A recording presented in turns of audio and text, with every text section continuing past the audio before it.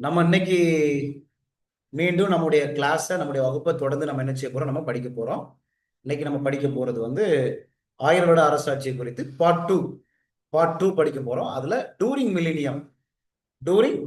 Millennium அந்த நேரத்துல என்னென்ன நடக்கும் என்பதுதான் நம்ம என்ன செய்ய போறோம், நம்ம பார்க்க போறோம். ஜெபத்தோடி நம்ம என்ன செய்ய போறோம், நம்ம புரிஞ்சுக்க போறோம். சரிங்களா? ஜெபம் பண்ணலாமா? ம்? எங்கள் அன்பின் தகப்பனே, அப்பா, இந்த நேரத்துல கூட நாங்க இந்த 1000 வருட அரசாட்சியினுடைய சத்தியத்தை தொடர்ந்து நாங்க படிக்கும் பொழுது எங்களுக்கு சொல்லித்தாங்கப்பா. எங்களோட பேசுங்க. இந்த ராத்திரியில நாங்க என்ன படிக்கணும், எதை புரிந்து கொள்ள வேண்டும் என்று நீங்க அறிந்திருக்கிறீங்களோ அதை நாங்கள் சரியாய் புரிந்து கொள்ள உதவி செய்யும். உங்க பிள்ளைங்களை அழைத்து கொண்டு வாங்க ஆண்டவரே. இந்த கூட்டத்துக்கு அவங்க வர்றதுக்கு சந்திக்கிற ஒவ்வொரு தடைகளையும் நீங்க எடுத்து போடுங்கப்பா. எல்லாரும் ஜெபத்துல தரித்து வருவதற்கு கர்த்தர் உதவி செய்யும். தெய்வ பிரசனம் எங்களோட கூட எங்களை நடத்தி எங்களை பலப்படுத்த வேண்டுமாய் இயேசுவின் வழியாய் நாங்கள் ஜெபிக்கிறோம் நல்ல பிதாவே, ஆமென். சரிம்மா? சரி, இன்னைக்கு அப்ப இந்த 1000 வருட அரசாட்சியோட 2வது பகுதியை நம்ம பார்க்க போறோம். சரிங்களா? ஒரு 7 பாயிண்ட்ஸ் நம்ம பார்க்க போறோம். எத்தனை பாயிண்ட்ஸ் பார்க்க போறோம்? 7 பாயிண்ட்ஸ் நம்ம பார்க்க போறோம். சரிங்களா? பாயிண்ட் நம்பர் ஒன் எழுதிக்கங்க. Millennial judgement. 1000 வருட அரசாட்சியில் நியாய தீர்ப்பு அப்படின்னு நீங்க ஒரு பாயிண்ட் எழுதிக்கங்க. மில்லினியல் ஜட்ஜ்மெண்ட், 1000 வருட அரசாட்சியில் நியாய தீர்ப்புன்னு ஒண்ணு இருக்குது. அதை நம்ம முதலாவது நம்ம என்ன செய்ய போறோம், நம்ம கொஞ்சம் பார்க்க போறோம். சரிங்களா? சரி, பைபிள்ல எத்தனை நியாய தீர்ப்பு இருக்குன்னு பார்க்கலாமா? நியாய தீர்ப்புன்னு ஒண்ணு இருக்குதா பைபிள்ல? நியாய தீர்ப்புன்னு ஒண்ணு என்ன செய்யுது வேதாகமத்துல இருக்கிறது. வெளிப்படுத்தல்ல 14ஆம் அதிகாரத்துல, ரெவலேஷன் சாப்டர் 14ல verse 7 போங்களேன். வெளிப்படுத்தல் 14ஆம் அதிகாரத்துல 7வது வசனத்துல, மிகுந்த சத்தமிட்டு தேவனுக்கு பயந்து அவரை மகிமைப்படுத்துங்கள், அவர் நியாய தீர்ப்பு கொடுக்கும் வேலை வந்தது.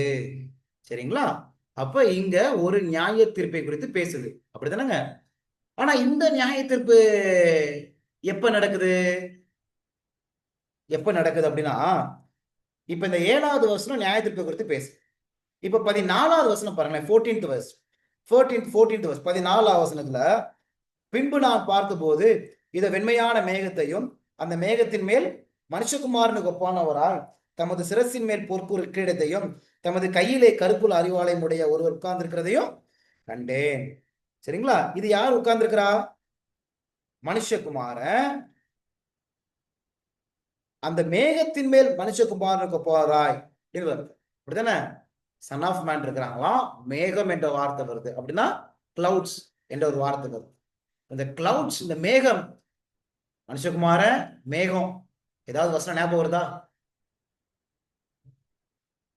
வெளிப்படுத்தல்ல 1ஆம் அதிகாரத்துல 7வது வசனத்துல, ரெவலேஷன் சாப்டர் 1 verse 7ல, இதோ மேகங்களுடனே வருகிறார், கண்கள் யாவும் அவரை காணும். ஞாபகம் இருக்குங்களா?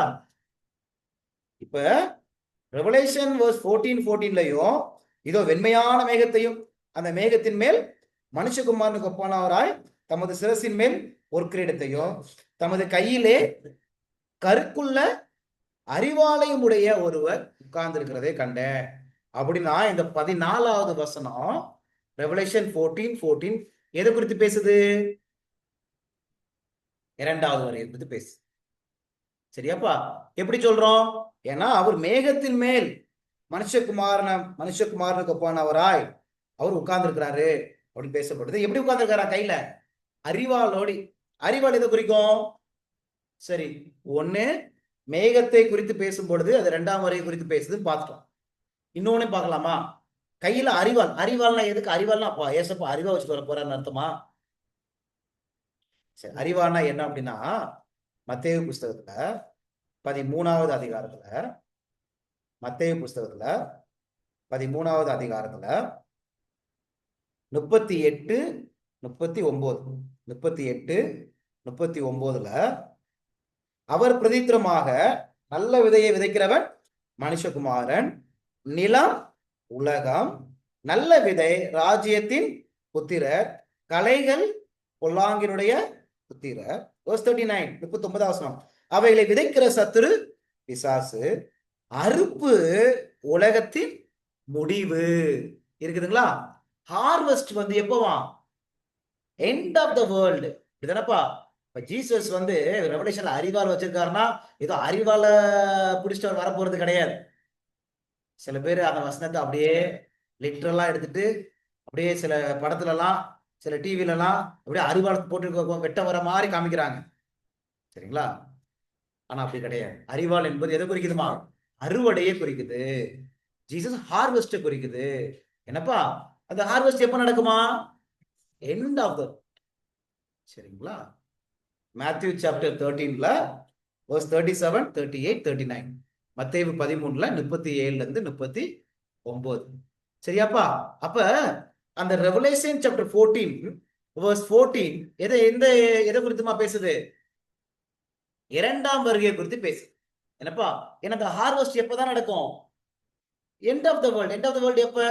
இயேசுவின் இரண்டாம் வருகை. அந்த ஹார்வெஸ்ட்ல தான் ஏசப்பா அந்த கோதுமையும் களைகளை என்ன செய்வாங்க?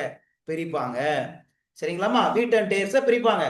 அப்ப verse 14 வந்து செகண்ட் கம்மிங். அப்படிதானப்பா? அப்ப 7வது வசனத்துல ஒரு நியாய தீர்ப்பு வருது இல்ல? இப்ப நம்ம படிச்சோம்ல ரெவலேஷன் 14 verse 7. அவர் நியாய தீர்ப்பு கொடுக்கும் வேலை வந்தது. வரப்போகுதுன்னு சொல்லுதா? வந்ததுன்னு சொல்லுதா?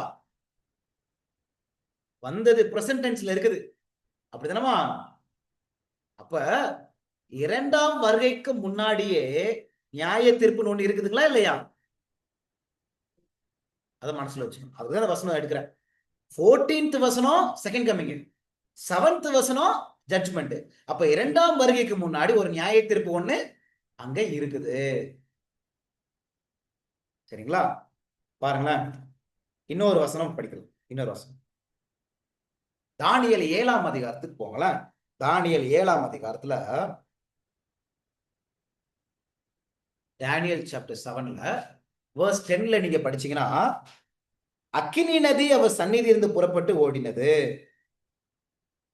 1000 பேர் அவரை சேவித்தார்கள். கோடா கோடி பேர் அவருக்கு முன்பாக நின்றார்கள். நியாய சங்கம் உட்கார்ந்தது. இருக்குதாமா? புஸ்தகங்கள் திறக்கப்பட்டது. verse 10ல ஜட்ஜ்மெண்ட் குறித்து பேசுதாமா? verse 10ல ஜாரட் பேசுதாப்பா? டேனியல் சாப்டர் 7ல verse 10. சரிங்களா? நியாய சங்கம் உட்கார்ந்தது. இப்ப இந்த நியாய சங்கம் எப்போ உட்கார்ந்துச்சான்? verse 14. verse 14ல பாருங்களேன், சகல ஜனங்களும் ஜாதியாரும் பாஷைக்காரரும் அவரையே சேவிக்கும்படி அவருக்கு கர்த்தத்துவமும் மகிமையும் ராஜரிகமும் கொடுக்கப்பட்டது. அவருடைய கர்த்தத்துவம் நீங்காத நித்திய கர்த்தத்துவம், அவருடைய ராஜ்யம் அழியாத அழியாததுமாய் இருக்கும். இருக்குதாமா? அப்ப ஏசப்பா இந்த நியாய தீர்ப்பின் முடிவுல ஏசப்பாக்கு எதை கொடுக்குறாங்களாம்? ராஜ்யத்தை கொடுக்குறாங்களாம். அப்படித்தானப்பா? இருக்குங்களா? ஜீசஸ் என்ன கொடுக்குறாங்க? ஏசப்பாக்கு verse 13 படிக்கலாம். 13 14ல ஒரு கனெக்ஷன் இருக்கு. இப்ப verse 10 வந்து நியாய சங்கம் உட்கார்ந்தது அப்படின்னு இருக்கு. என்னமா இந்த நியாய சங்கம் முடிவுல என்ன நடக்குது? verse 13 and 14, ராத்தரிசனங்களை நான் பார்த்து கொண்டிருக்கையில் இதோ மனுஷகுமாருடைய சாயலான ஒருவர் வானத்து மேகங்களுடனே வந்தார். அவர் நீண்ட ஆயுசுள்ளவரிடம் மட்டும் வந்து அவர் சமீபத்தில் கொண்டு வரப்பட்டார். சகல ஜனங்களும் ஜாதியாரும் பாஷைக்காரரும் அவரை சேவிக்கும்படி அவருக்கு கர்த்தத்துவமும் மகிமையும் ராஜரிகமும் கொடுக்கப்பட்டது. அப்ப ஜீசஸ்க்கு என்ன செய்றாங்க? ராஜ்யத்தை ஒப்படைக்கிறாங்க. ஜீசஸ் ராஜ்யத்தை பெறாங்க. சரிங்களா? அப்பதான் வசனம் சொல்றது, அவருடைய ராஜ்யம் அழியாததுமாய் இருக்கும். சரிங்களாப்பா? அப்ப ஜீசஸ் இந்த ஜட்ஜ்மெண்ட் முடிகிற டைம்ல ராஜ்யத்தை பெறாங்க. ராஜ்யத்தை பெற்றோன்னு இயேசு என்ன செய்வாங்க? ராஜ்யத்தை பெறுறதுக்கு இந்த உலகத்துக்கு வருவாங்க. அப்படித்தானமா? அப்ப செகண்ட் கம்மிங்க்கு முன்னாடியே ஜட்ஜ்மெண்ட் ஒண்ணு இருக்குது அப்படின்னு சொல்லி இந்த அதிகாரமும் சொல்லுதா இல்லையா? தானியேல் சாப்டர் 7. சரியாப்பா? சரி. அப்ப அந்த ஜட்ஜ்மெண்ட் உட்காரும் போது எது திறக்கப்படுதா? verse 10ல நியாய சங்கம் உட்கார்ந்தது, புஸ்தகங்கள் திறக்கப்பட்டது. Books where opened. கல்லறைகள் திறக்கப்படல, புக்ஸ் திறக்கப்படுது. சரிங்களா? இப்ப ஒரு சில வசனங்கள் படிக்கிறோம்ல, நம்ம மனுஷ நியாய தீர்ப்புல அவருக்கு முன்பாக போய் நிற்போம் அப்படின்னா நம்ம போய் நிக்க மாட்டோம். மரித்தவங்க துன்மார்க்கர்களாலும் நீதிமான்களும் அவங்க என்ன செய்வாங்க? தூங்கி கொண்டுதான் இருப்பாங்க. நம்ம போய் நிக்க மாட்டோம். ஆனா நம்மளை குறித்த எல்லாமே எதுல எழுதப்பட்டிருக்கு? அந்த புஸ்தகங்கள் எழுதப்பட்டிருக்கு. அந்த புஸ்தகங்கள் தான் திறக்கப்படும் வசனம் சொல்லுது நியாய தீர்ப்புல. கல்லறைகள் திறக்கப்படாது. சரிங்களா? இந்த சம்பவம் எப்ப நடக்குது? ரெவலேஷன்ல படிச்சது, டேனியல் 7ல, செகண்ட் கம்மிங்க்கு நாட். மொத்தம் 3 ஜட்ஜ்மெண்ட் இருக்கு. அடுத்த ஜட்ஜ்மெண்ட் தான் நம்ம பார்க்க போறோம். சரிங்களா? அப்ப இந்த ஜட்ஜ்மெண்ட்டுக்கு ஒரு பேர் வைக்கலாமா? புஸ்தகங்கள் திறப்பப்படுது. இதுல என்ன செய்வாங்க? விசாரிப்பாங்க. அதனாலதான் இதுக்கு பேர் இன்வெஸ்டிகேட்டிவ் ஜட்ஜ்மெண்ட் அப்படின்னு சொல்லுவாங்க. நுட்ப நியாய விசாரணைன்னு சொல்லி தமிழ்ல சொல்லுவாங்க. நியாய விசாரணை, இன்வெஸ்டிகேட்டிவ் ஜட்ஜ்மெண்ட் அப்படின்னு சொல்லுவாங்க. சரிங்களா? நம்ம எப்படினாலும் எழுதிக்கலாம். செகண்ட் கம்மிங்க்கு முன்னாடி நடக்கக்கூடிய ஒரு ஜட்ஜ்மெண்ட் அப்படி கூட போட்டுக்கலாம். ஜட்ஜ்மெண்ட் பிஃபோர் செகண்ட் கம்மிங் அப்படி கூட சொல்லி கொடுக்கலாம். அதே பேர் தான் இருக்கணும் அப்படின்லாம் கிடையாது. சரிங்களா? ஆனா ஒரு ஜட்ஜ்மெண்ட் ஒண்ணு இருக்குது இரண்டாம் வருகைக்கு முன்னாடி. சரிங்களாப்பா? இருக்குதா? இப்ப ரெவலேஷன்ல நம்ம படிச்சுட்டு இருக்கிறோம்ல, ரெவலேஷன் சாப்டர் 20ல 4வது வசனம், 4வது வசனத்துல, அன்றியும் நான் சிங்காசனங்களை கண்டேன், அவைகளின் மேல் உட்கார்ந்தார்கள், நியாய தீர்ப்பு கொடுக்கும்படி அவர்களுக்கு அதிகாரம் அளிக்கப்பட்டது. Revelation chapter 20 verse 4. இயேசுவை பற்றிய சாட்சி நிமித்தமும் தேவனுடைய வசனத்து நிமித்தமும் சிரச்சேதம் பண்ணப்பட்டவர்களுடைய ஆத்துமாக்களையும் மிருகத்தையாவது அதன் சொர்பத்தையாவது வணங்காமலும் தங்கள் நெற்றியிலும் தங்கள் கையிலும் அதன் முத்திரையை தரித்துக் கொள்ளாமலும் இருந்தவர்களையும் கண்டேன். அவர்கள் உயிர்த்து கிறிஸ்துவுடனே கூட 1000 வருஷம் அரசாண்டார்கள். சரிங்கப்பா? அப்ப 1000 வருஷம் அரசாட்சியை குறித்து பேசுதா இல்லையா இந்த வசனம்? இப்ப இந்த 1000 வருஷம் அந்த நாட்கள்ல என்ன நடக்குதா? verse 4 சொல்லுது, சிங்காசனங்களை கண்டு அவர்கள் அவைகளுமே உட்கார்ந்தார்கள். என்ன செஞ்சாங்களாம்? நியாய தீர்ப்பு கொடுக்கும்படி அதிகாரம் கொடுக்கப்படுது. இருக்குதாப்பா? சோ அதனாலதான் நம்ம இந்த ஜட்ஜ்மெண்ட் பேர் என்ன சொல்லுவோம்னா மில்லினியல் ஜட்ஜ்மெண்ட் சொல்லுவோம். உங்களுக்கு புரியுங்களா? ஏன் அந்த மில்லினியல் ஜட்ஜ்மெண்ட் சொல்றோம்? இந்த 1000 வருஷ காலகட்டத்துல என்ன நடக்குது? ஜட்ஜ்மெண்ட் ஒண்ணு நடக்குது. அதனாலதான் அதுக்கு பேரு மில்லினியல் ஜட்ஜ்மெண்ட் சொல்றோம். புரிஞ்சுங்களா? சரி, மொத்தம் 3 ஜட்ஜ்மெண்ட் இருக்கு. ஒண்ணு செகண்ட் கம்மிங்க்கு முன்னாடி இன்வெஸ்டிகேட்டிவ் ஜட்ஜ்மெண்ட். ரெண்டாவது 1000 அரசாட்சியில ஒரு ஜட்ஜ்மெண்ட் என்ன செய்து இருக்குது. சரி, இப்ப மூணாவது ஒண்ணு இருக்குது. மூணாவது எங்கன்னா, இப்ப அதை நான் சொல்லிடுறேன், சொல்லிட்டு நம்ம மில்லினியல் ஜட்ஜ்மெண்ட் படிக்கலாம். 7வது வசனத்துல, வெளிப்படுத்தல் 20ஆம் அதிகாரம் 7வது வசனத்துல, அந்த 1000 வருஷம் முடியும் போது அப்படின்னு வருதா? verse 7 revelation, at the end of 1000 years. இப்ப 1000 வருஷம் முடியுதா? முடிஞ்ச பிறகு என்ன நடக்குது தெரியுமா? verse 12 பாருங்க, அங்க ஒரு ஜட்ஜ்மெண்ட் வருது பாருங்க. verse 12 12வது வசனத்துல, மரித்தோராகிய சிறியோரையும் பெரியோரையும் தேவனுக்கு முன்பாக நிற்க கண்டேன். அப்பொழுது புஸ்தகங்கள் திறக்கப்பட்டன, ஜீவ புஸ்தகம் என்னும் வேறொரு புஸ்தகமும் திறக்கப்பட்டது.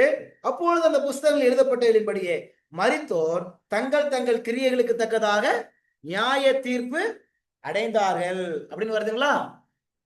அப்ப இங்க ஒரு ஜட்ஜ்மெண்ட் வருதா? ஆனா இந்த ஜட்ஜ்மெண்ட் எப்போ வருது? 1000 வருஷத்துக்கு அப்புறம் வருது. அதனாலதான் அந்த வசனம் படிச்சேன், 7வது வசனம் படிச்சேன். அந்த 1000 வருஷம் முடியும் போது. சரிங்களா? சரி, இந்த மூணாவது 1000 வருஷம் முடிஞ்ச பிறகு நியாயத்துக்கு இது என்ன ஜட்ஜ்மெண்ட் அப்படின்னா, இங்க என்ன நடக்குது தெரியுங்களா? verse 15 பாருங்களேன். ஜீவ புஸ்தகத்தில் எழுதப்பட்டவனாக காணப்படாதவன் எவனோ அவன் அக்கினி கடலிலே தள்ளப்பட்டான். இருக்குதாமா? அப்ப இந்த நியாய தீர்ப்பு என்ன நடக்குது? அவங்க எல்லாம் தண்டிக்கப்படுறாங்க. அப்படித்தானப்பா? அக்கினி கடலிலே தள்ளப்பட்டான். யார் யார் பேர்லாம் ஜீவ புஸ்தகத்துல இல்லையோ அவங்க எல்லாம் என்ன செய்றாங்க? அக்கினி கடல்ல தள்ளப்படுறாங்க. சரிங்களாப்பா? அப்ப இதுக்கு பேர் தான் எக்ஸிகியூட்டிவ் ஜட்ஜ்மெண்ட் சொல்லுவாங்க. எக்ஸிகியூட்டிவ் என்னது? பனிஷ்மெண்ட், தண்டனையை நிறைவேற்றாங்க. சரிங்களா? தண்டனை. மூன்றாவது நியாய தீர்ப்பு என்னது? பனிஷ் பண்ணப்படுறாங்க, அவங்க தண்டிக்கப்படுறாங்க, அக்கினி கடலிலே தள்ளப்பட்டான் அப்படின்னு சொல்லி நம்ம பார்க்கிறோம். புரிஞ்சுங்களாமா? அப்ப யாராவது எத்தனை வகையான ஜட்ஜ்மெண்ட் இருக்குதுன்னு கேட்டா என்ன சொல்லணும்? நம்ம ஜட்ஜ்மெண்ட் எத்தனை இருக்குது? 3 இருக்கு. ஆனா நம்ம எதுக்கு இப்ப 3 ஜட்ஜ்மெண்ட்? சரி, முதல் ஜட்ஜ்மெண்ட் எதுக்கு? இரண்டாம் வருகைக்கு முன்னாடி முதல் ஜட்ஜ்மெண்ட் எதுக்கு? இப்ப ஏசப்பா 2ஆம் முறை வர போறாரு. முதல் ஜட்ஜ்மெண்ட் எதுக்கு? 2ஆம் முறை வரும்போது யாரை கூட்டிட்டு போறாரு? நீதிமான். அப்ப யாரு நீதிமான் சொல்லி கண்டுபிடிக்கணுமா, கண்டுபிடிக்க கூடாதா? இதான் முதல் ஜட்ஜ்மெண்ட். சரி, 2வது ஜட்ஜ்மெண்ட் எதுக்கு? அதை நம்ம படிப்போம். Millennial judgement. நான் வந்து சிம்பிளா சொல்லியிருக்கிறேன். முதல் ஜட்ஜ்மெண்ட் எதுக்கு? அப்படி to find out who is riches. ஆனா அதுக்கு அநேக காரணம் இருக்கு, நான் உங்களுக்கு சொல்லித்தரேன். ஆனா சிம்பிளா ஞாபகம் வச்சுக்கோங்க, அவரு ராஜ்யத்தை பெற போறாரு. அப்ப ராஜ்யத்தை பெறணும் யார் வரணும்? ராஜ்யத்துல குடிமக்கள் இருக்கணும்ல. அப்ப அந்த குடிமக்கள் யாரு அப்படின்னு கண்டுபிடிக்கணும்ல. அதுக்குதான் முதலாவது ஜட்ஜ்மெண்ட். சும்மா போயிட்டு அவருக்கு இவன் தான்ப்பா, பாலியல் தான்ப்பா என் ராஜ சொந்தக்காரன் அப்படின்னு எடுத்துட்டு வர முடியுமா? இப்ப கேள்வி கேட்டுருவாங்க, எப்படி அவன் தான் பெரிய பாவியாச்சே அப்படின்னு கேள்வி கேட்டுருவாங்க. அப்ப ஜட்ஜ்மெண்ட்ல முடிவாகுது இவங்க நீதிமான் என்று சொல்லி. சரிங்களா? அப்ப அதனால நம்ம 2வது ஜட்ஜ்மெண்ட், மில்லினியல் ஜட்ஜ்மெண்ட் எதுக்கு?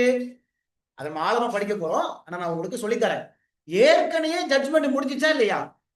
அந்த ஜட்ஜ்மெண்ட் சரியா இல்லையா? முதலாவது என்ன நடக்குது? முதலாவது இன்வெஸ்டிகேட்டிவ் நடக்குது, யாரு ரைச்சஸ். செகண்ட்ல இன்வெஸ்டிகேட் நடக்குதா இல்லையா? ஆனா செகண்ட் இன்வெஸ்டிகேஷன் எதுக்கு? ஏற்கனவே நடந்த நியாய தீர்ப்பு சரியா தவறா என்பதை யார் ஜட்ஜ் பண்ண போறா? ரைச்சஸ் பார்க்க போறான். அது மாத்திரம் இல்ல, இன்னும் அநேக காரணம் இருக்கு, நான் சொல்லித்தரேன். சரிங்களா? மூணாவது ஜட்ஜ்மெண்ட் என்னது? இப்ப தெரிஞ்சு போச்சு. முதல் ஜட்ஜ்மெண்ட்ல தெரிஞ்சு போச்சு, அப்படிதானப்பா, யாரு நீதிமானு அப்படின்னு தெரிஞ்சு போச்சு. 2வது ஜட்ஜ்மெண்ட், முதல் ஜட்ஜ்மெண்ட் சரியா இல்லைன்னு சொல்லி அங்க என்ன செஞ்சு முடிவாயிருச்சு. 3வது ஜட்ஜ்மெண்ட்ல என்ன நடக்கும்? அப்ப பாவி யாருன்னு கண்டுபிடிச்சாச்சு. அப்ப என்ன நடக்கும்? அவங்களுக்கு தண்டனை கொடுக்கப்படுது. புரியுதுங்களா? அப்ப இந்த 3 ஜட்ஜ்மெண்ட்டும் அவசியம் இல்லையா? அவசியம் இல்லையா? அதெல்லாம் நம்ம இப்ப கொஞ்சம் ஆழமா படிக்க போறோம். சரிங்களா? அப்ப நம்ம ஃபர்ஸ்ட் பாயிண்ட்ல எதை குறித்து படிச்சுட்டு இருக்கிறோம்? மில்லினியல் ஜட்ஜ்மெண்ட்ல. இப்ப நம்ம 1000 வருட அரசாட்சியில் தான் கொஞ்சம் ஆழமா என்னென்ன நடக்கும். சரி, இப்போ ரெவலேஷன் 20:4 படிக்கலாம். வெளிப்படுத்தல் 24. இந்த வெளிப்படுத்தல் 24 எந்த நியாய தீர்ப்பு குறித்து பேசுதுமா? மில்லினியல் ஜட்ஜ்மெண்ட், அப்படித்தானே? 1000 வருஷம் அரசாண்டார்கள். சரி, அந்த வருஷத்தை பார்க்கலாம். வெளிப்படுத்தல் 20:4. அன்றியும் நான் சிங்காசனங்களை கண்டேன், அவைகளின் மேல் உட்கார்ந்தார்கள், நியாய தீர்ப்பு கொடுக்கும்படி அவர்களுக்கு அதிகாரம் அளிக்கப்பட்டது. சரிங்களா? இந்த சிங்காசனம் எங்க இருக்கும்? இந்த சிங்காசனம் எங்க இருக்கும்?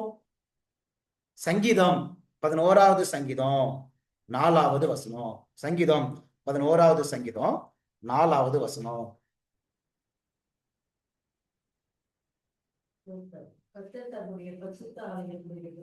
கர்த்தர் தமது பரிசுத்த ஆலயத்திலே இருக்கிறார், கர்த்தருடைய சிங்காசனம் பரலோகத்தில் இருக்கிறது. அவ்வளவுதான். இருக்குதுங்களா? வசனம் என்ன சொல்லுது? சங்கீதம் 11:4. கர்த்தருடைய சிங்காசனம் எங்க இருக்குதா? பரலோகத்துல இருக்குது. சரி, அப்படின்னா இந்த 1000 வருட அரசாட்சி வந்து எங்க நடக்குது? அப்ப பரலோகத்துல நடக்குது. ஏன்னா சிங்காசனங்கள் எங்க இருக்குது? பரலோகத்துல இருக்குது. சரிங்களா? ஒருவேளை இந்த ஃபர்ஸ்ட் பார்ட்டை கவனிக்காதவங்க தயவு செய்து ஆடியோவை கேளுங்க. சரிங்களா? நாங்க இந்த மில்லினியம் 1000 வருட அரசாட்சியில இது 2வது பகுதி. முதல் பகுதியில ஒரு 5 பாயிண்ட்ஸ் பேசியிருப்போம். தயவு செய்து அந்த ஆடியோவை நீங்க கேளுங்க. அப்படி ஒருவேளை உங்களுக்கு அந்த ஆடியோ கேட்கலன்னா ஃபர்ஸ்ட் காணிக்கிறாச்சுட்டா நீங்க கேளுங்க. சரிங்களா? அதுல இந்த 1000 வருட அரசாட்சி வந்து பூமியில கிடையாது, பரலோகத்துல தான் என்று சொல்லி நம்ம ஒரு 6 பாயிண்ட்ஸ் பார்த்தோம். அப்படிதானமா? 6 பாயிண்ட்ஸ் நம்ம என்ன செஞ்சோம்? அதை மட்டும் தனியா பார்த்தோம். சரிங்களா? சரி, இந்த ஒரு வசனமும் நமக்கு ஒரு க்ளூ கொடுக்குது, அப்படித்தானே? பரலோகத்துல சிங்காசனங்கள் இருக்குது. சரி, அப்ப இந்த 1000 வருட அரசாட்சி பரலோகத்துல நடக்குது. இப்ப அங்க என்ன நடக்குதா? அன்றியும் நான் சிங்காசனங்களை கண்டேன், அவைகளை மேல் உட்கார்ந்தார்கள், நியாய தீர்ப்பு கொடுக்கும்படி அவர்களுக்கு அதிகாரம் அளிக்கப்பட்டது. அப்ப இந்த 1000 வருட அரசாட்சி என்ன நடக்குது? நியாய தீர்ப்பு. இப்ப யாரு நியாய தீர்ப்புக்கு செய்யறாங்களாம்? அந்த வசனம் சொல்லுது, நியாய தீர்ப்பு கொடுக்கும்படி அவர்களுக்கு, எவர்களுக்கு? அந்த வசனம், இயேசுவை பற்றிய சாட்சி நிமித்தமும் தேவனுடைய வசனத்தின் நிமித்தமும் சிரசேதம் பண்ணப்பட்டவருடைய ஆத்துமாக்களையும் மிருகத்தையாவது அதன் சொற்பத்தையாவது வணங்காமலும் தங்கள் நெற்றியிலும் தங்கள் கையிலும் அதன் முத்திரையை தரித்துக் கொள்ளாமலும் இருந்தவர்களையும் கண்டேன். அவர்கள் உயிர்த்து கிறிஸ்துவுடனே கூட 1000 வருஷம் அரசாண்டார்கள். இருக்குதுங்களா? அப்ப யார் உயிர்த்தாங்க? யார் உயிர்த்தாங்க? நீதிமான்களே. சரிங்களா? ஏன்னா 6வது வசனம் சொல்லுது, 6th வசனம், முதலாம் உயிர்த்தெழுதலுக்கு பங்குள்ளவன் பாக்கியவானும் பரிசுத்தவானுமா இருக்கிறான். அப்ப யாரு அந்த முதலாம் உயிர்த்தெழுதல்ல? ஜீசஸ் 2ஆம் வருகை வரும்போது அந்த முதலாம் உயிர்த்தெழுதல்ல யாரு பங்கு கொண்டா? நீதிமான. இப்ப இவங்க உயிர்த்து 1000 வருஷம் அந்த பரலோகத்துல இருக்கிறாங்க. அப்ப என்ன நடக்குதுங்க? அவங்க நியாய தீர்ப்பு செய்ய முடியும் அதிகாரம் அவங்களுக்கு கொடுக்கப்படுது. அப்ப பரிசுத்தவான்கள் நியாயம் தீர்க்கிறாங்க.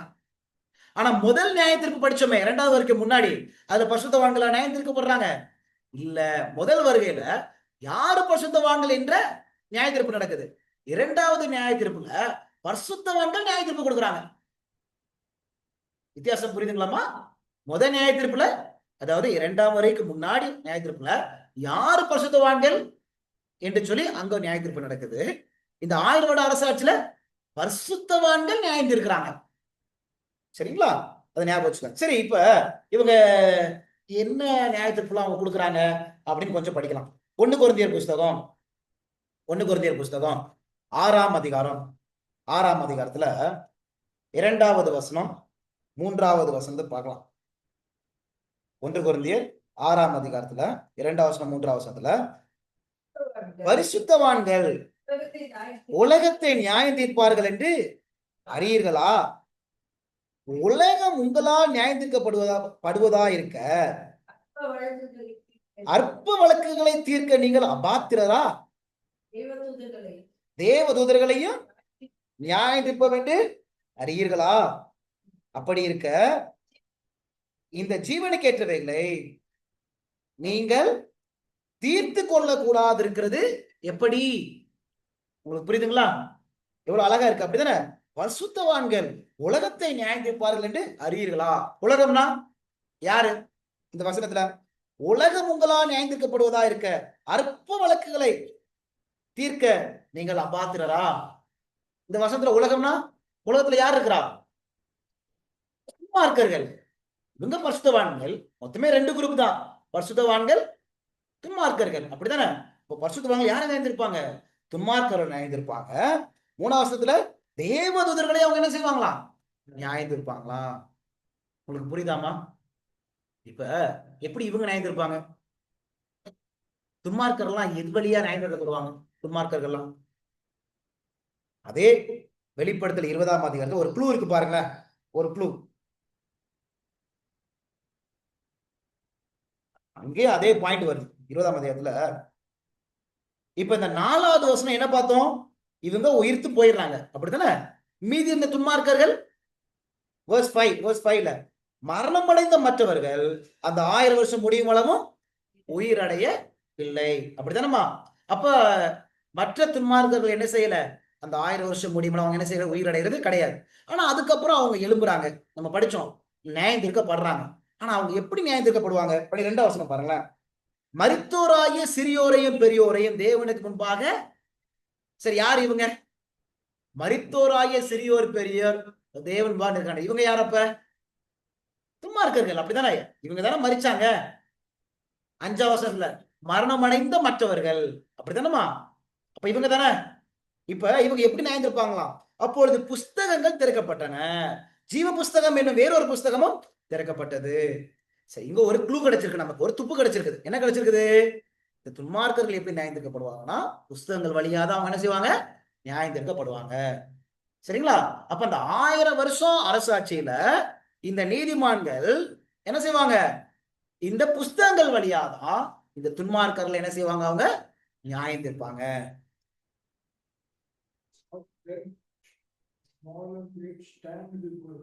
அப்படின்னா அவங்க மரிச்சு அவங்க உயிரோடி எழுப்பிட்டாங்க. மரித்தோராகிய சிறியோரையும் பெரியோரையும் தேவனுக்கு முன்பாக நிற்க நடக்குது. இது எப்ப நடக்குதுன்னா ஸ்டாண்ட் பிஃபோர் காட். இந்த 12ஆம் வசனம் இது எப்ப நடக்குது? 7ஆம் வசனத்தின்படி அந்த 1000 வருஷம் முடியும் போது அப்படின்னு இருக்கா, இது அப்ப நடக்குது. இந்த வசனத்தை இப்ப நம்ம எதுக்கு படிச்சோம்னா, இவங்க எதன் வழியா அப்படின்னு சொல்லி 1000 வருஷம் முடிஞ்ச பிறகு இவங்க மரிச்ச பிறகு எழும்பி டைரக்டா என்ன செய்றாங்க? அப்பியர் ஆகுறாங்க. டைரக்டா ஆண்டவருக்கு முன்பாக என்ன செய்றாங்க? நிற்கிறாங்க. ஆனா இவங்களுடைய பாவங்கள் இதெல்லாம் எங்க எழுதப்பட்டிருக்கு? இவங்களுடைய கிரியைகள்லாம் எதுல எழுதப்பட்டிருக்குது? இந்த வசனம் பாத்தீங்களா? புஸ்தகங்கள் திறக்கப்பட்டுச்சு. அப்பொழுது அந்த புஸ்தகங்களில் எழுதப்பட்டவர்களின்படியே மரித்தோர் தங்கள் கிரியைகளுக்கு தக்கதாக நியாயம். அப்போ அவங்களுடைய கிரியைகளை எதுல எழுதப்பட்டிருக்குது? அந்த புஸ்தகத்துல. அப்ப அந்த 1000 வருஷ காலத்துல இந்த நீதிமான்கள் இவங்க நியாயம் தீர்க்க போறாங்க அப்படின்னா இவங்க எழும்ப மாட்டாங்க. இந்த 1000 வருஷ டைம்ல அப்படித்தானே? நீதி பரிசுத்தவான்கள் பரலோகத்துல 1000 வருஷம் அவங்க இருக்கும்போது இப்ப அவங்களை நியாயத்திற்கணும்னா அவங்களுடைய குணங்கள்லாம் பார்க்கணும்ல, அவங்களுடைய கிரியைகள்லாம் பார்க்கணும்ல. அப்ப அவங்க கிரியைகளை பார்க்கணும்னா எப்படி பார்ப்பாங்க? இவங்க எழும்புவாங்களா அந்த டைம்ல? டூரிங் மில்லினியம் அந்த 1000 வருஷம் நேரத்துல அவங்க எழும்புவாங்களா? என வசனம் என்ன சொல்லுது? 5ஆம் வசனம் என்ன சொல்லுது? மரணம் அடைந்த மற்றவர்கள் அந்த 1000 வருஷம் முடியும் மூலமும் உயிரிழவே இல்லை. அப்புறம் எப்படி பரிசுத்தவான்கள் இந்த துன்மார்க்கரை நியாயம் தீர்க்க முடியும்? ஏன்னா அந்த புஸ்தகத்துல இவங்களுடைய கிரியைகள்லாம் எழுதப்பட்டிருக்கு அப்படின்னு 12ஆம் வசனம் சொல்லுது. 12ஆம் வசனம் ஒரு கிளூ கொடுக்குது, நமக்கு ஒரு துப்பு கொடுக்குது. இவங்களுடைய கிரியைகள்லாம் எங்க எழுதப்பட்டிருக்குது? புஸ்தகத்துல எழுதப்பட்டிருக்கு. அப்ப இவங்க 1000 வருஷம் முடிவரைக்கும் எழும்புறது கிடையாது. ஆனா இவங்க கிரியைகள்லாம் புஸ்தகத்துல எழுதப்பட்டிருக்கிறதுனால அந்த புஸ்தகங்கள் வழியாய் துன்மார்க்கர்கள் என்ன செய்வாங்க? அந்த 1000 வருஷம் நியாயம் தீர்க்கப்படுவாங்க. சரிங்களா? அது மாத்திரம் இல்ல, நம்ம என்ன படிச்சோம்? சாத்தானோ தீய தூதர்கள் என்ன செய்வாங்க? தீய தூதர்கள் என்ன செய்வாங்க? நியாயம் தீர்க்கப்படுவாங்க. சாத்தான தூதன் தானே தீய தூதர்கள், அவங்க என்ன செய்வாங்க? நியாயம் தீர்க்கப்படுவாங்க. இன்னொரு வசனம் படிக்கலாம், ரொம்ப அழகான ஒரு வசனம். சங்கீதம் புஸ்தகத்துல 149வது சங்கீதம், 149வது சங்கீதம் போங்களேன்.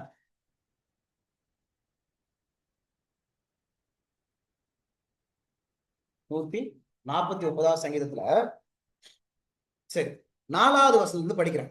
4வது வசனம் எல்லாரும் எடுத்துக்கங்க. 4ல இருந்து 9வது வசனம் வரைக்கும் படிக்கிறேன். 4ல இருந்து 9 சரிங்களா? 149வது சங்கீதம் 4ல இருந்து 9.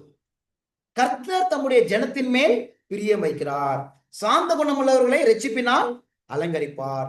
பரிசுத்தவான்கள் மகிமையோட களி கூர்ந்து தங்கள் படுக்கைகளின் மேல் கெம்பீரிப்பார்கள். ஜாதிகளிடத்தில், இப்ப படுக்கையில் உள்ளையா படுக்கைகளின் மேலையா? படுக்கையின் மேல் அப்படித்தானமா?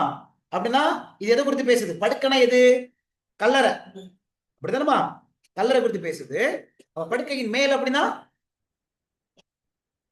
அவங்க உயிர் தெழுந்துட்டாங்க. சரிங்களா? பாருங்க, பரிசுத்தவான்கள் மகிமையோட களி கூர்ந்து தங்கள் படுக்கையில் மேல் கெம்பரிப்பார்கள். ஜாதிகளிடத்தில் பழி வாங்கவும் ஜனங்களை தண்டிக்கவும் அவர்களுடைய ராஜாக்களை சங்கிலிகளினாலும் அவர்களுடைய மேன்மக்களை இருப்பு விலங்குகளினாலும் கட்டவும் எழுதப்பட்ட நியாய தீர்ப்பை அவர்கள் பேரில் செலுத்தவும் இருக்கா? பரிசுத்தவாங்க என்ன செய்வாங்களா? அந்த வசனம் என்ன சொல்லுது? பரிசுத்தவாங்க என்ன செய்வாங்க?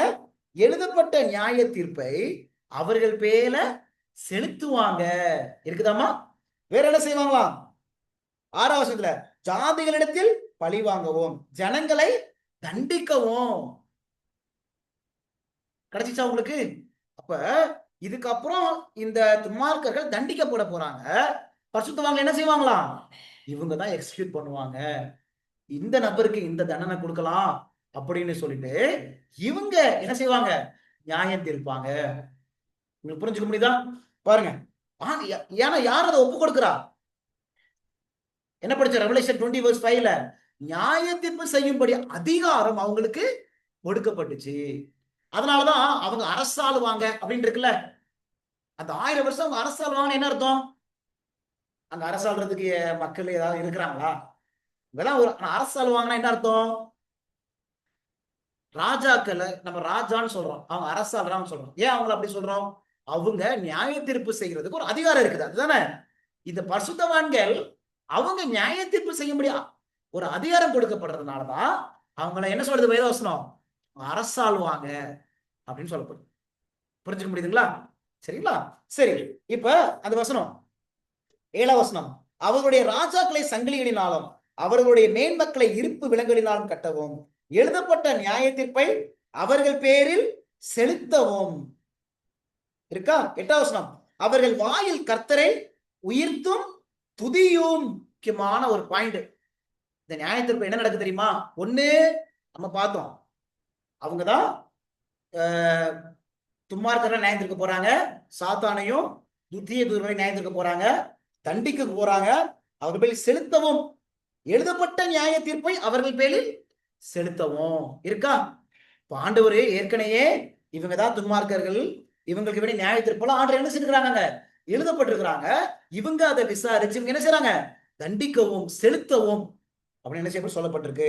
இப்ப 8ஆம் வசனம் பாருங்க, அவர்கள் வாயில் கர்த்தரை உயர்த்தும் துதியும் அவர்கள் கையில் இருபுறமும் கருக்குள்ள பட்டயமும் இருக்கும். 9ஆம் வசனம், இந்த கணம் அவருடைய பரிசுத்தவான்கள் யாவருக்கும் உண்டாகும். ஆண்டவர் என்ன செய்யறாங்களா, கனப்படுத்துறாங்களாம். இந்த கணம் பரிசுத்தவான்கள் யாவருக்கும் என்ன செய்யும், இருக்கும் அப்படின்னு சொல்லி இந்த வசனங்கள் என்ன செய்யப்படுது, சொல்லப்படுது. சரிங்களா? உங்களுக்கு புரிஞ்சுச்சாப்ப? அவர்கள் வாயில் கர்த்தரை உயர்த்தும் துதி, இது என்ன? இன்னொன்னு அங்க நடக்குது. இப்ப இவங்க ஒவ்வொரு நியாய தீர்ப்பையும் பார்க்க பார்க்க என்ன நடக்கும், ஆண்டவர் சரியாதான் நியாயம் தீர்க்கிறாரு, அப்படித்தானே? சில நேரத்துல சந்தேகங்கள்லாம் வரல, அதை நம்ம அடுத்த பாயிண்ட்ல பார்க்க போறோம். சரிங்களா?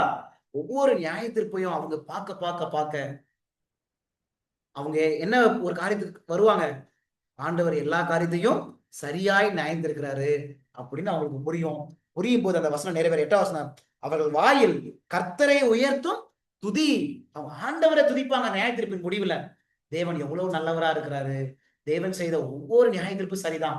சில நேரங்களை யோசிப்போம்ல, எதுக்கு ஆண்டவர் அவங்களை தண்டிச்சாரு, எதுக்கு ஆண்டவர் அவங்களுக்கு நியாய தீர்ப்பு கொடுத்தாரு, எதுக்கு ஆண்டவர் இந்த பட்டணத்தை அழிச்சாரு, ஏன் ஆண்டவர் இந்த இயற்கை சீடத்தினால இந்த பட்டணங்கள் அழிச்சாரு, அந்த பட்டணங்கள் அழிச்சாரு, அப்படி பல கேள்விகள்லாம் வரல. நல்லவரா தானே இருந்தார், அவர் எதுக்கு ஆண்டவர் அழிக்கணும், இப்படி பல கேள்விகள்லாம் வரல. எல்லா கேள்விக்கும் பதில் கிடைக்கும் போது அவங்களுடைய வாய்கள் எப்படி கர்த்தரை உயர்த்தும் துதியாக என்ன செய்யப்படாது, காணப்படும். சரிங்களா? அதான் முக்கியமான ஒரு பாயிண்ட். சரி, அடுத்த பாயிண்ட் போயிருவோமா? Point number 2. மத்த எத்தனை பாயிண்ட் நடக்கும், எத்தனை பாயிண்ட் சொன்னேன் நானு? 7 பாயிண்ட்ஸ். மத்தெல்லாம் சின்ன சின்ன பாயிண்ட் தான், நம்ம பார்த்துருவோம். 2வது பாயிண்ட், இந்த 1000 வருட அரசாட்சியில் என்னென்ன நடக்கும் டூரிங் மில்லினியம். 1 கொரிந்தியர் 13ஆம் அதிகாரம் 12வது வசனம் பாருங்களேன். 1 கொரிந்தியர் 13ஆம் அதிகாரம் 12வது வசனம் பாருங்களேன்.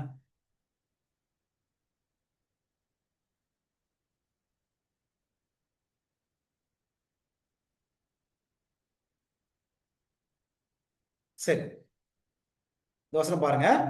இப்பொழுது கண்ணாடியிலே நிழலாட்டமாய் பார்க்கிறோம், அப்பொழுது முகமுகமாய் பார்ப்போம். இப்பொழுது நான் குறைந்த அறிவுள்ளவன், அப்பொழுது நான் அறியப்பட்டிருக்கிறபடியே அறிந்து கொள்ளுவேன்.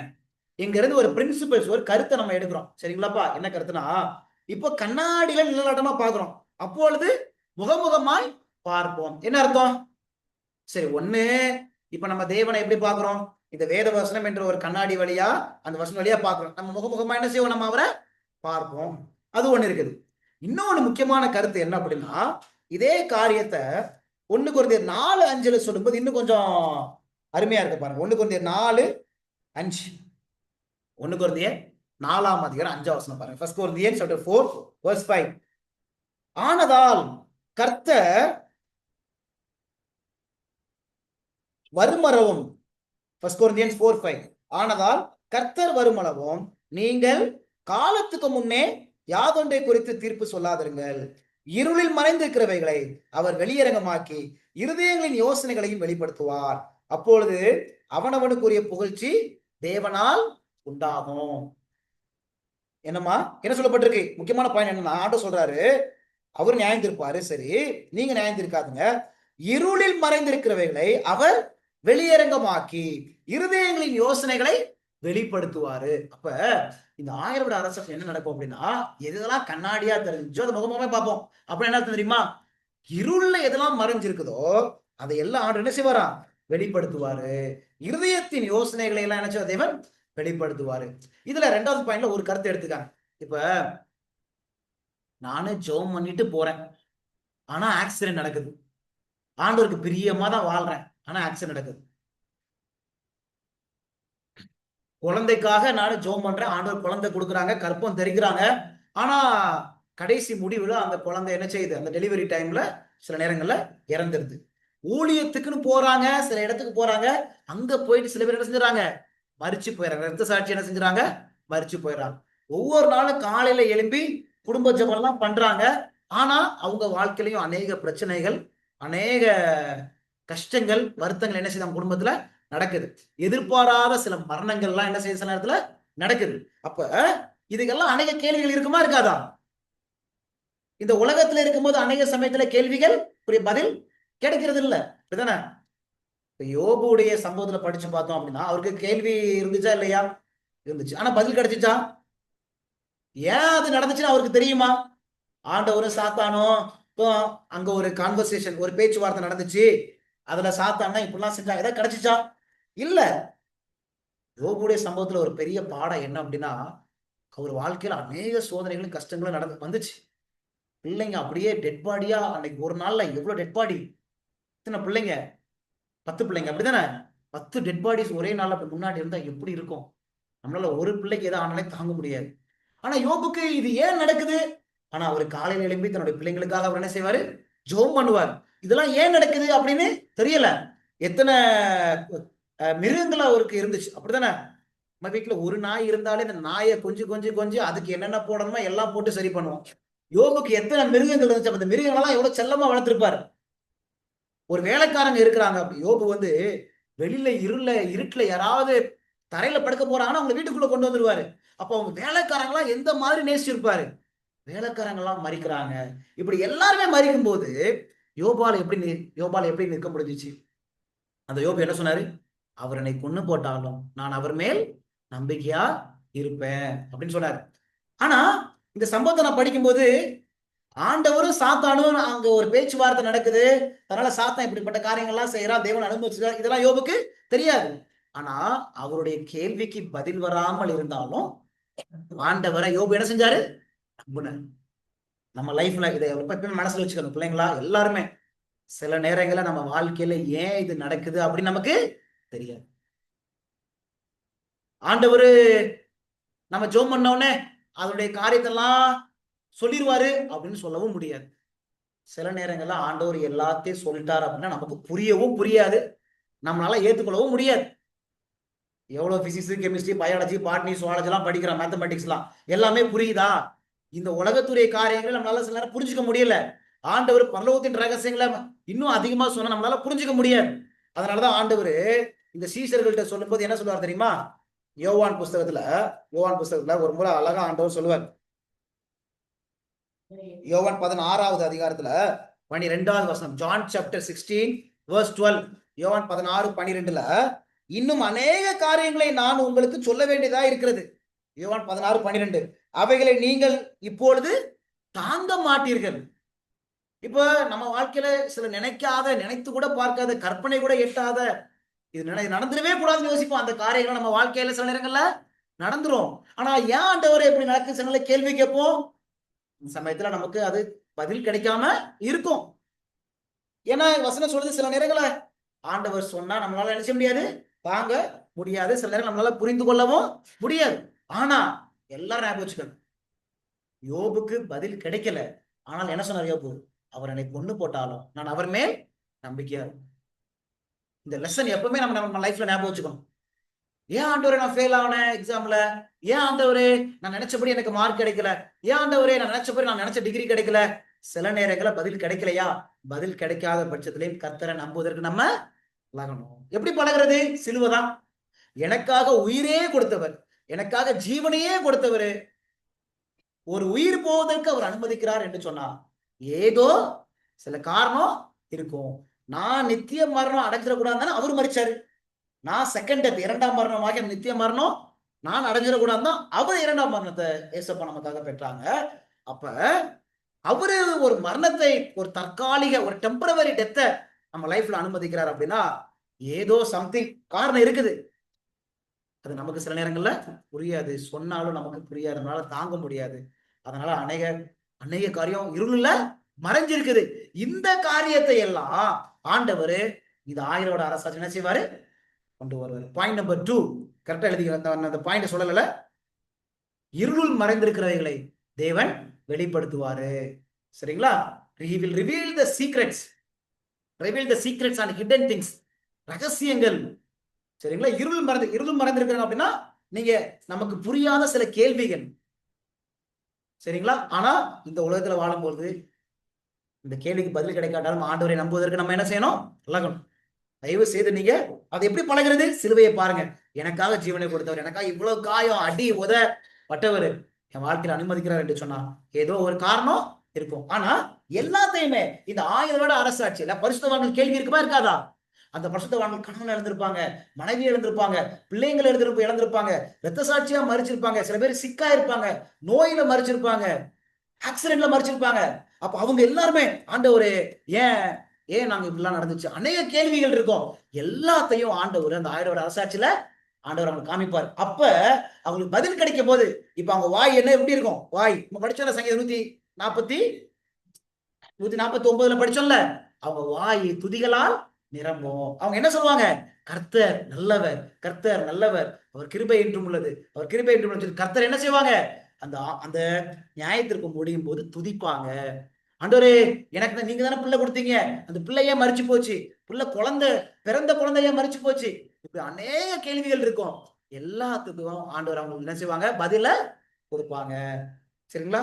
அது எல்லாம் அங்க கிடைக்கணும். நான் ஒரு கதை உங்களுக்கு அடிக்கடி நான் சொல்லுவேன். ஒரு அப்பா அம்மா இருந்தாங்க. இந்த அப்பா அம்மா கூட ஒரு பையன், ஒரு செல்ல பையன் நல்லா வளர்ந்துட்டு வந்தான். அது ஒரு நாடு. அந்த நாட்டுல ஒரு ராஜா என்ன செஞ்சாரு? ஆண்டு கொண்டு வந்தாரு. அப்ப ஒரு நாள் இந்த ராஜா என்ன செஞ்சாரு அப்படின்னா, அவங்க அப்பா அம்மா எல்லாரையுமே அழிச்சிட்டாரு. அந்த அழிச்சிட்டு இந்த பையனை என்ன செஞ்சாரு? நாடு கடத்திட்டாரு. நாடு கடத்தின உடனே இந்த பையனுக்கு அன்னையில இருந்து இந்த ராஜாவை பிடிக்கவே பிடிக்காது. அந்த ராஜா மேல ரொம்ப தவறாக அந்த ராஜாவை நினைச்சிருந்தான். ஆனா அவன் வளர ஆரம்பிச்சான், ஒரு வாலிப வயசா ஆனா. அப்ப இந்த கேள்வி இருந்துட்டே இருந்துச்சு. அப்ப அவனுக்கு ஒரு நாள் ஏன் இந்த ராஜா அப்படி செஞ்சாருன்னு சொல்லி அவனுக்கு இந்த ரகசியம் சொல்லப்பட்டுச்சான். ஏன் செஞ்சார் அப்படின்னா, இந்த அவன் சின்ன வயசுல இருக்கும்போது அந்த நாட்டுல ஒரு பிளாக் பிளேக்ஸ், ஒரு ஒரு விதமான ஒரு கொள்ளை நோய், ஒரு வாதை என்ன செஞ்சிச்சு? வந்துச்சு. அது அவங்க அப்பா அம்மாக்கும் பரவி இருந்துச்சு. இப்ப அது அவங்க அப்பா அம்மாவுக்கு பரவுனதுனால அது யாருக்கு பாதிப்பு வந்துடும்? இந்த பிள்ளைகளுக்கும் பாதிப்பு வந்துடுறதுனால அந்த ராஜா யாரெல்லாம் அந்த தொற்று நோயில, அந்த கொள்ளை நோயில பாதிச்சிருந்தாங்களோ அவங்களை என்ன செய்ய வேண்டியது இருந்துச்சு? அழிக்க வேண்டியது இருந்துச்சாம். இந்த பையனை காப்பாற்றுவதற்காக ராஜா அப்படி என்ன செஞ்சாராம்? செஞ்சாங்களாம். அதுல இருந்து அந்த பையன் அந்த ராஜாவை நேசிக்க ஆரம்பிச்சான். ராஜா சரியாதான் செஞ்சிருக்கிறாரு, என்னை காப்பாற்றுவதற்காக இப்படிப்பட்ட காரியங்களை அவர் ராஜா செஞ்சிருக்காரு அப்படின்னு சொல்லி அவன் புரிய ஆரம்பிச்சானா. சரிங்களா? அப்ப இப்படிப்பட்ட சில ரகசியங்கள், நான் ஏன் அனாதையா பிறந்தேன், ஏன் எனக்கு இப்படிலாம் நடந்துச்சு, எல்லாவற்றுக்கும் கர்த்தர் நீடிய பொறுமை உள்ளவராய் என்ன செய்வாங்க? நமக்கு அந்த ரகசியங்களை வெளிப்படுத்துவாங்க. சரிங்களா? புரிஞ்சுக்கலாமா? சரி, பாயிண்ட் நம்பர் 3 சி பாயிண்ட்ல போயிடலாமா? சகேரியா 13ஆம் அதிகாரம், சகேரியா 13ஆம் அதிகாரத்துல 6வது வசனத்தை நீங்க பாருங்க. சகேரியா 13ஆம் அதிகாரம் 6வது வசனம்.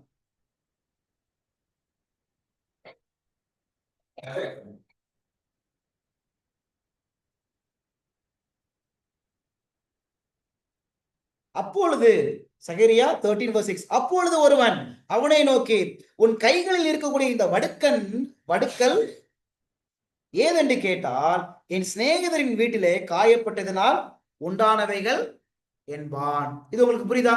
இந்த வசனத்துக்கு முன்னாடி படிச்சிருக்கீங்களா?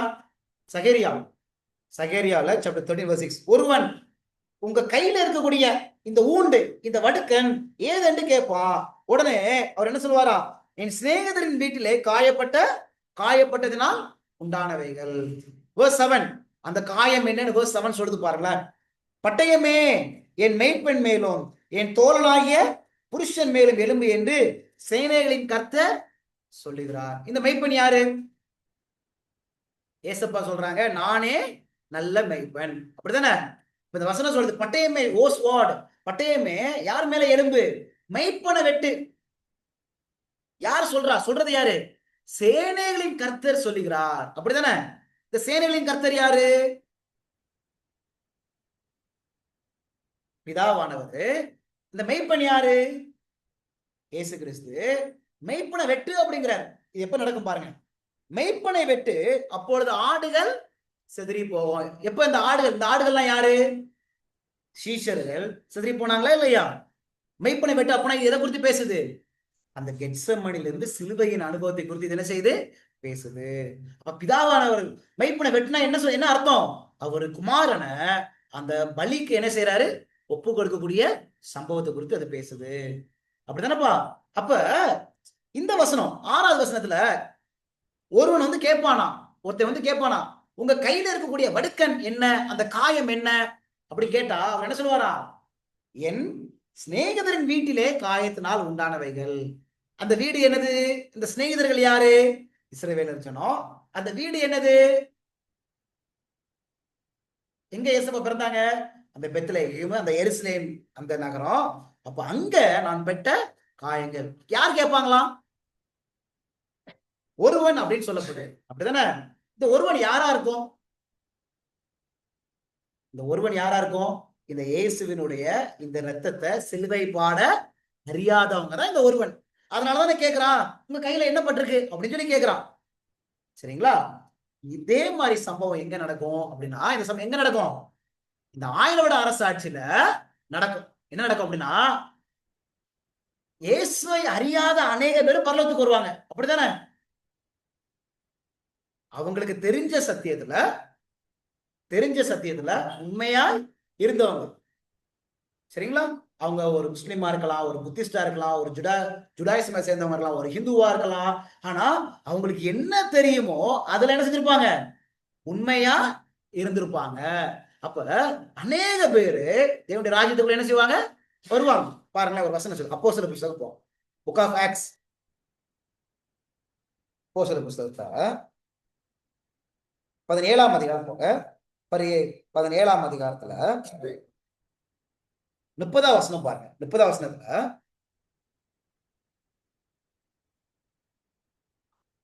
அப்போஸ்தலர் 17:30 அறியாமையுள்ள காலங்களை தேவன் காணாதவர் போல் இருந்தார். இருக்குதுங்களா? அப்போஸ்தலர் 17:30. சரிங்களா? அறியாமையுள்ள காலங்களை தேவன் காணாமல் போல் இருந்தார். இருக்குதாப்பா? இப்ப வசனம், இப்பொழுதோ மனம் திரும்ப வேண்டும் என்று எங்கும் உள்ள மனுஷருக்கெல்லாம் கட்டளையிட்டு இருக்கிறார். சரிங்களா? இப்ப இது யாரு குறித்து அவர் பேசிட்டே வர்றாரு? யாரை குறித்து பேசிட்டு வர்றாரு அப்படின்னா, இங்க பவுலு verse 16ல படிச்சு பாத்தீங்கன்னா, verse 16ல அத்தேனே பட்டணம்னு ஒரு பட்டணம் இருக்குது. சரிங்களாப்பா? அந்த பட்டணத்துல விக்கிரகங்களால நிறைஞ்சிருக்குது. verse 16ல அத்தேனே பட்டணத்தில் பவுல் அவர்களுக்காக காத்துட்டு இருக்கையில் அந்த பட்டணம் விக்கிரகங்களால் நிறைந்திருக்குது. அப்ப ஒரு பட்டணம் இருக்குது, அங்க எப்படி இருக்குது? விக்கிரகங்களால் நிறைஞ்சிருக்கு. இப்ப பவுல் என்ன செய்யறாரு தெரியுமா? பவுல் என்ன செய்யறாருன்னா, அந்த பட்டணத்துல என்ன செய்யறாருன்னா, verse 22ல அப்பொழுது பவுல் மார்ஸ் மேடைக்கு நடுவில் நின்று, அத்தேனேரே, எந்த விஷயத்திலும் நீங்கள் மிகுந்த தேவ பக்தி உள்ளவர்கள் என்று காண்கிறேன். இப்ப அவங்களுக்கு பிரசங்கம் பண்றாரு. என் கூட இருக்கீங்களா? இப்ப இவங்க எதுல நிறைஞ்சிருக்கிறாங்க? விக்கிரகத்துல நிறைஞ்சிருக்கிறாங்க. இப்ப பவுல் பிரசங்கம் பண்றாரு. இப்ப பிரசங்கம் பண்ணும்போது அந்த வசனம் வருது. எந்த வசனம் வருது? 30வது வசனம் வருது. என்ன வசனம் வருது? அறியாமை உள்ள காலங்களில் தேவன் காணாமல் போல் இருந்தார், இப்பொழுதோ நீங்க எல்லாரும் என்ன செய்யணும்? மனம் திரும்பணும். உங்களுக்கு புரியுதாப்ப? இப்ப அவங்க விக்கிரகத்துல இருந்தாங்க. அப்ப உண்மையான தேவனை குறித்து அவங்களுக்கு தெரியல. அப்ப காட் எப்படி இருந்தாங்க? ஜனங்க அறியாததுனால அவர் எப்படி இருந்தாராம்? காணாமல் போல அவரு இருந்தார். இப்ப பவுல் பிரசங்கம் பண்ணதுனால பவுல் சொல்றாரு, நீங்க என்ன செய்யணும்? நீங்க மனம் திரும்பணும். உங்களுக்கு புரியுதுங்களாமா? அப்ப அதே போல இந்த விக்கிரகத்துல இருப்பாங்க, ஆனா தேவனை குறித்து அறியாமையா இருப்பாங்க. அப்ப ஆண்டவர் அவங்களை என்ன செய்ய மாட்டாங்க? அவங்கள ஆண்டவர் அப்படியே விடுறது கிடையாது. பூமியில அழிஞ்சு போகணும் அப்படின்னு விடுறது கிடையாது. ஏன்னா அவங்களுக்கு தெரியாது. ஆனா அவங்களுக்கு என்னென்ன தெரியும்? ஒருவேளை ஒரு இந்துவா இருந்தாலும், முஸ்லீமா இருந்தாலும், ஜுடாயிஸா இருந்தாலும், புத்திஸ்டா இருந்தாலும் அவங்களுக்கு என்ன தெரியும்? பாவம்னா என்னன்னு தெரியும். ஒரு மனுஷனுக்கு நன்மை செய்யணும்னு தெரியும். பொய் சொல்லக்கூடாது அப்படின்னு தெரியும். அன்பா இருக்கணும் அப்படின்னு தெரியும். ஒரு ஏழைக்கு உதவி செய்யணும்னு தெரியும். விபச்சாரம் செய்யக்கூடாதுன்னு தெரியும். கொலை செய்யக்கூடாதுன்னு தெரியும். அதெல்லாம் நாட்டு சட்டம், அப்படித்தானே? இந்த விஷயத்துல அவங்க எல்லாம் உண்மையா இருந்திருப்பாங்க. உண்மையான தெய்வம் யாருன்னு சொல்லாம இருந்திருப்பாங்க. ஏசப்பா தான் அவங்களுடைய தெய்வம், அவருடைய பலி எதுன்னு அவங்களுக்கு தெரியாது. ஆனா மற்றதெல்லாம் அவங்களுக்கு தெரியும். அதெல்லாம் சொல்லிக் கொடுக்க தேவையில்லை, அப்படித்தானே? ஏன்னா அதெல்லாம் நாட்டு சட்டத்திலேயே இருக்குது. தானமா? இதெல்லாம் அவங்களுக்கு தெரியும். அப்ப இதுல அவங்க உண்மையா இருந்திருப்பாங்க. சரிங்களா? அப்ப இந்த காரியத்தை வைத்து ஆண்டவர் அவங்க என்ன செய்வாரு? நியாயம் தீர்ப்பாரு. அப்ப ஆனா இயேசுவை பத்தி தெரியாது, யாரும் போய் சொல்லியிருக்க மாட்டாங்க. நாகமான் மாதிரி சில பேர் இருந்திருப்பாங்க. அங்க ஒரு குழந்தை சொன்னாதான் தெரியும். அங்க ஒரு தீர்க்கதரிசி இருக்கிறாரு சமாரியால, போ சுகமாகுன்னு. அந்த குழந்தை சொல்லாட்டா தெரியாது. ஆனா நாகமான் மனசுக்குள்ள என்ன இருந்துச்சு? ஒரு ஹார்ட், ஒரு ஏற்றுக்கொள்ளக்கூடிய மனசு இருந்துச்சு. அப்படி சில பேர் இருப்பாங்க. ஆனா அது நம்ம நியாயந்திருக்க முடியாது. யார் நியாயந்திருப்பா? தேவன் நியாயந்திருப்பாங்க. இப்படி சில பேர் இருப்பாங்க. இப்ப இவங்கள இந்த 1000 வருட அரசாட்சியில இவங்கதான் அந்த ஒருவன். அவங்க கேட்பாங்க, ஏசப்பாவுடைய காயத்தை பார்த்துட்டு என்ன கேட்பாங்க? இது என்னது? உங்க கையில ஒரு காயம் இருக்குது, இந்த வடுக்கன் என்னது அப்படின்னு கேட்பாங்க. அப்ப ஏசப்பா சொல்லுவாரு, என்னுடைய சிநேகிதருடைய வீட்டுல அங்கப்பட்ட காயம் அப்படின்னு சொல்லுவாரு. அப்ப இந்த 1000 வருஷத்துல என்ன நடக்குது? சத்தியத்தை அறியாதவர்கள் சத்தியத்தை அறிந்து கொள்வார்கள். அதான் பாயிண்ட் நம்பர் 3. உங்களுக்கு புரிஞ்சுக்க முடியுதுங்களா? சத்தியத்தை அறியாதவர்கள் சத்தியத்தை அறிந்து கொள்வார்கள். அது கீழே இந்த வசனத்தை எல்லாம் நீங்க போட்டுக்க. புரியுதுங்களா? Point number 4. எரேமியா புஸ்தகம் நம்ம போலாம். சரி, பாயிண்ட் நம்பர் 4 ரீயூனியன் போட்டுக்கங்க. 10 பாயிண்ட் சின்ன சின்ன பாயிண்ட் முடிச்சிடலாம். ரீயூனியன், குழந்தைங்க பெற்றோர் இடத்துல சேர்க்கப்படுவாங்க. Children will be gathered to be with the parents. சரிங்களா? ரீயூனியன், பாயிண்ட் நம்பர் 3, ரீயூனியன் நடக்குது, மீண்டுமாக இணையறாங்க. பார்க்கலாமா? எரேமியா புஸ்தகம் போலாம். எரேமியா புஸ்தகத்துல 31வது அதிகாரம். எரேமியா புஸ்தகம் 31வது அதிகாரம். குழந்தைங்கள்லாம் இறந்து போறாங்க. எரேமியா 31வது அதிகாரத்துல 15, 16, 17.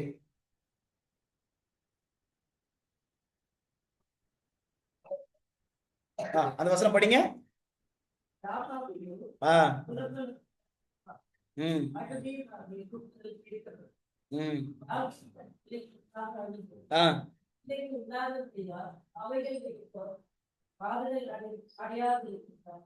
அறியாதிருக்கிறாள் என்று கர்த்தர் சொல்லுகிறார். இங்க பாருங்க, இந்த சம்பவத்தை ஞாபகம் வச்சுக்கோங்க.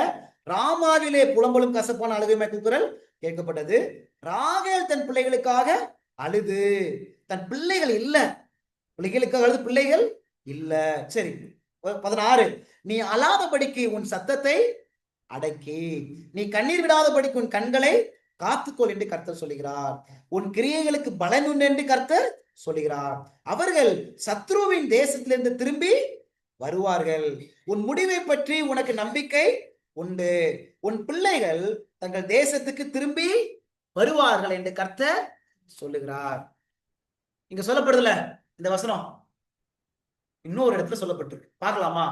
இந்த வசனம் இப்ப அடிமைப்பட்டு போன அந்த பிள்ளைங்களாம் திரும்பி வருவாங்க அப்படின்னு சொல்றது அப்படி இருக்கு, அப்படித்தானே?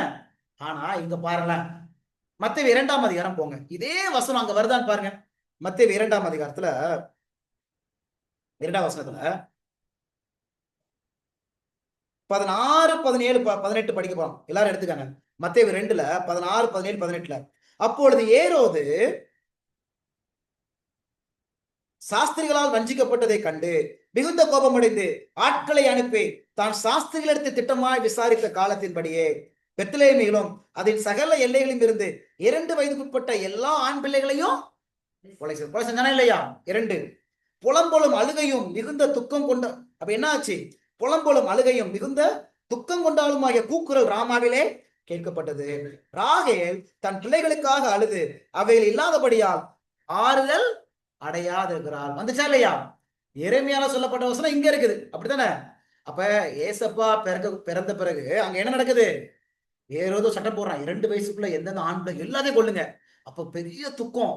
இப்ப அந்த குழந்தைகள் என்ன ஆகும்? அதுக்குரிய வசனம் தான் எரேமியா. சரி, கீழே படிக்கலாம். 19 சரி, 17 ராகேல் தன் பிள்ளைகளுக்காக அழுது அவைகள் இல்லாதபடியால் ஆறுதல் அடையாது இருக்கிறாள் என்று. 18 வசனம் எரேமியா தீர்க்கதரிசனால் உரைக்கப்பட்டது அப்பொழுது நிறைவேறிட்டு இருக்குதா இல்லையா? அப்ப இங்க சொல்லப்பட்ட குழந்தைகள் என்ன ஆகும்? அப்ப அந்த வசனம் சிறைப்பட்டு போன குழந்தைங்க என்ன செய்வாங்க? மீட்கப்படுவாங்க. அப்ப இந்த குழந்தைங்க மீட்கப்படுவாங்களா பட மாட்டாங்களா? கண்டிப்பா படுவாங்க. சரிங்களா? அப்ப அநேக குழந்தைங்க என்ன செஞ்சிருக்கிறாங்க? பெற்றோரை விட்டு பிரிஞ்சிருப்பாங்க. சரிங்களா? அப்ப அவங்க என்ன செய்வாங்க? மீண்டுமாக இணைவாங்க. ஆண்டவருக்கு தெரியும். சரிங்களா? எந்தெந்த குழந்தைங்க இறக்கப்பட்டுச்சு, எந்தெந்த பக்தி வைராக்கியமான குடும்பங்கள் குழந்தைகளை இழப்பு கொடுத்தாங்க, இவங்க எந்தெந்த குழந்தைகள் தேவனுக்காக ஒப்பு கொடுக்கப்பட்டுச்சு, இந்த குழந்தைகள் எல்லாமே என்ன செய்யப்படுவாங்க? மீட்கப்படுவாங்க. சரிங்களா? அதுதான் இந்த வசனம் சொல்லுது. அப்போ ஒரு பெரிய கிரேட் யூனியன் அப்ப எப்படி இருக்குமா? யோசிச்சு பாருங்க. அப்ப எப்படி இருக்கும் அந்த 1000 வருட அரசாட்சி? எப்படி இருக்கும்? எவ்வளவு பெரிய ரீயூனியன், அந்த எவ்வளவு பெரிய ஒரு மன மகிழ்ச்சி இருக்கும்ல, எவ்வளவு பெரிய சந்தோஷம் இருக்குல்ல. சரிங்களா? அநேக குடும்பங்கள், எனக்கு தெரிஞ்ச ஒரு குடும்பம்லாம், என் முதல் பையன் பிறந்தவொடனே இறந்து போயிட்டான், ஆண்டவர் எனக்கு கொடுப்பாரு, தூதர்கள் வந்து என் கையில அந்த குழந்தையை கொடுப்பாங்க. கண்டிப்பா கொடுப்பாங்க ஆண்டவர். சரிங்களா? எவ்வளவு பெரிய ஆறுதலான விஷயம் நமக்கு அந்த 1000 வருட அரசாட்சியில இருக்குது. நமக்கு தெரியல சில நேரங்கள்ல ஏன் இப்படி நடந்துச்சு. ஆனா ஆண்டவர் நமக்கு எல்லாத்தையும் என்ன செய்வாரு? காமிப்பாரு அப்படின்னு தேவன் நமக்கு சொல்றாங்க. சரிங்களா? எத்தனை பாயிண்ட் பார்த்துட்டோம்? 4 பாயிண்ட். 5வது பாயிண்ட், இப்ப ஏசப்பா வரும்போது அவர் எப்படி வருவாரு? அவரு கிரீடத்தோடி வருவாருன்னு சொல்லி வசனம் படிச்சோமே, படிச்சோமே இல்லையா? வெளிப்படுத்தல் 14:14, ரெவலேஷன் 14:14, பின்பு நான் பார்த்தபோது இதோ வெண்மையான மேகத்தையும் அந்த மேகத்தின் மேல் மனுஷகுமாரனுக்கு ஒப்பானவராய் தமது சிரசின் மேல் பொற்கிரீடத்தையும். அப்ப அவருக்கு என்ன இருக்குது? பொற்கிரீடம். என்னப்பா? Gold crowns. ஜீசஸ் வரும்போது கோல்டு கிரவுன்ஸ். இப்ப நமக்கு பார்க்கலாமா? இப்ப ஆண்டவர் நமக்கு ஒரு வாக்குத்தத்தம் கொடுக்கிறார். Revelation chapter 2 verse 10, Revelation chapter 2 verse 10ல, ரெவலேஷன் 2:10ல பாருங்களேன். verse எத்தனாவது பாயிண்ட் இது? 5வது பாயிண்ட். அப்படிதானே? கிரவுன். 5வது பாயிண்ட் கிரவுன். சரிங்களா? ஜீவ கிரீடம் அவங்களுக்கு கொடுக்கப்படும். அதான் பாயிண்ட் நம்பர் 5, கிரவுன். பாருங்களேன், ரெவலேஷன் 2:10ல, நீ படப்போகிற பாடுகளை குறித்து எவ்வளவோ பயப்படாத, இதோ நீங்கள் சோதிக்கப்படும் பொருட்டாக பிசாசன் உங்களில் சிலரை காவலில் போடுவான், 10 நாள் உபத்திரவப்படுவீர்கள், ஆகிலும் நீ மரணம் பரியந்தம் உண்மையாயிரு, அப்பொழுது உனக்கு என்ன கொடுப்பேன்? நானு ஜீவ கிரீடத்தை உனக்கு தருவேன் சொல்றாரு இல்லையா? அப்ப மரணம் பரியந்தமும் நம்மளும் இந்த டியூஸ்டே மீட்டிங் வர்றோம், சில நேரங்கள் அடுத்த வாரம் காணாம போயிருவோம், சில நேரங்கள் 2-3 வாரம் காணாம போயிருவோம். ஆனா ஆண்டவர் சொல்ற என்ன சொல்றாரு? மரண பரியந்தமும் உண்மையா இரு. சரிங்களா? உண்மையா இருக்கும் போது ஜீவ கிரீடத்தை உனக்கு தருவேன். ஜீவ கிரீடம் சொல்றாரு. அந்த எப்படிப்பட்ட கிரீடம் தெரியுமா? அந்த கிரீடத்துல என்ன இருக்குமா? ரெவலேஷன் 4:4, வெளிப்படுத்தல் 4:4 பாருங்க. அந்த கிரவுன் எப்படி இருக்கும்? Gold crown. அது பேரு கோல்டு கிரவுன். verse 4:4 பாருங்க. அந்த சிங்காசனத்தை சூழ 24 சிங்காசனங்கள் இருந்தன. 24 மூப்பர்கள் வெண்வஸ்திரம் தரித்து தங்கள் சிரசுகளில் பொன்முடி சூடி. இங்க முடின்னு இருக்குல்ல, அது வந்து கிரவுன். இங்கிலீஷ்ல படிச்சீங்கன்னா கிரவுன், கோல்டு கிரவுன். அப்படிதானப்பா? அவன் என்ன கொடுப்பாங்க நமக்கு? கோல்டு கிரவுன் கொடுப்பாங்க. ஜீவ அந்த கிரீடம் எப்படிப்பட்ட கிரீடமா? இப்பதான் நம்ம ட்ரெஸ் வாங்கினா எல்லாம் பழசாயிருது, ஸ்லிப்பர் வாங்கினா பழசாயிருது, எல்லாமே பழசாயிருது, கார் வாங்கினா பழசாயிருது, எல்லாமே பழசாயிருது. ஆனா ஆண்டவர் நமக்கு என்ன கொடுக்க போறாங்களா? ஜீவ கிரீடம் நமக்கு என்ன செய்ய போறாங்களா? தர போறாங்களா? யார் கொடுப்பாங்க அந்த ஜீவ கிரீடம்? மரணம் பரியந்தமும் உண்மையா இருக்கு உங்களுக்கு. சரிங்களா? இந்த ஒரு வாரம் மாத்திரம் உண்மையா இருக்கிறேன், ஒரு நாள் மாற்றம் அப்படி இல்ல, மரண பரியந்தம் மாத்திரம். எப்படி மரண பரியந்தம் உண்மையா இருக்கிறது? ஏசப்பா சொல்றாங்க, இதோ உலகத்தின் சகல நாட்களிலும் நான் உங்களுடனே கூட இருக்கிறேன். அப்ப நம்ம தகப்பன் உலகத்தின் முடிவு பரியந்தமும் நம்மோட கூட இருப்பேன் வாக்கு கொடுத்திருக்கிறாரு. அந்த தகப்பன் நம்மோட கூட இருந்தாங்கன்னா நம்மளால மரண பரியந்தம் என்ன செய்ய முடியும்? உண்மையா இருக்க முடியும். நம்ம இன்னைக்கு ஏசப்பா நம்ம கூட இருப்பாங்க, நாளைக்கு ஏசப்பா தேடவே மாட்டோம். அதனாலதான் நம்மளால பாவத்தை ஜெயிக்க முடியல. ஆனா மரண பரியந்தமும் ஏசப்பா நம்ம கூட இருந்தாங்க அப்படின்னா நம்ம சாகுற வரைக்கும் நம்ம அவரோட கூட இருக்க முடியும். நம்முடைய பலனே யார் தான்? ஜீசஸ் தான். நம்ம எக்ஸ்பீரியன்ஸ் கிடையாது, நம்முடைய அனுபவம் கிடையாது, நம்முடைய மெச்சூரிட்டி கிடையாது, நம்முடைய அறிவு கிடையாது, நம்முடைய ஸ்ட்ரென்த், நம்முடைய பலன் எல்லாமே யார் தான்? ஏசப்பா தான் நம்முடைய பலன். சரி, மரண பரிந்தும் உண்மையாக ஜீவனிடத்தை கொடுக்கிறாரு, இன்னொரு கூட்டத்துக்கு கொடுக்கிறாரு.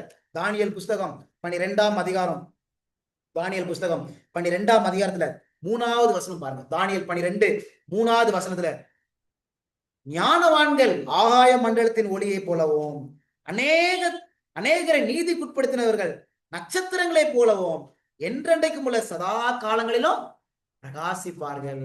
பாத்தீங்களா? இன்னும் வேற என்ன இருக்குது? ஸ்டார்ஸ், நட்சத்திரங்களை போல அவங்க என்றென்றைக்கும் பிரகாசிப்பாங்க.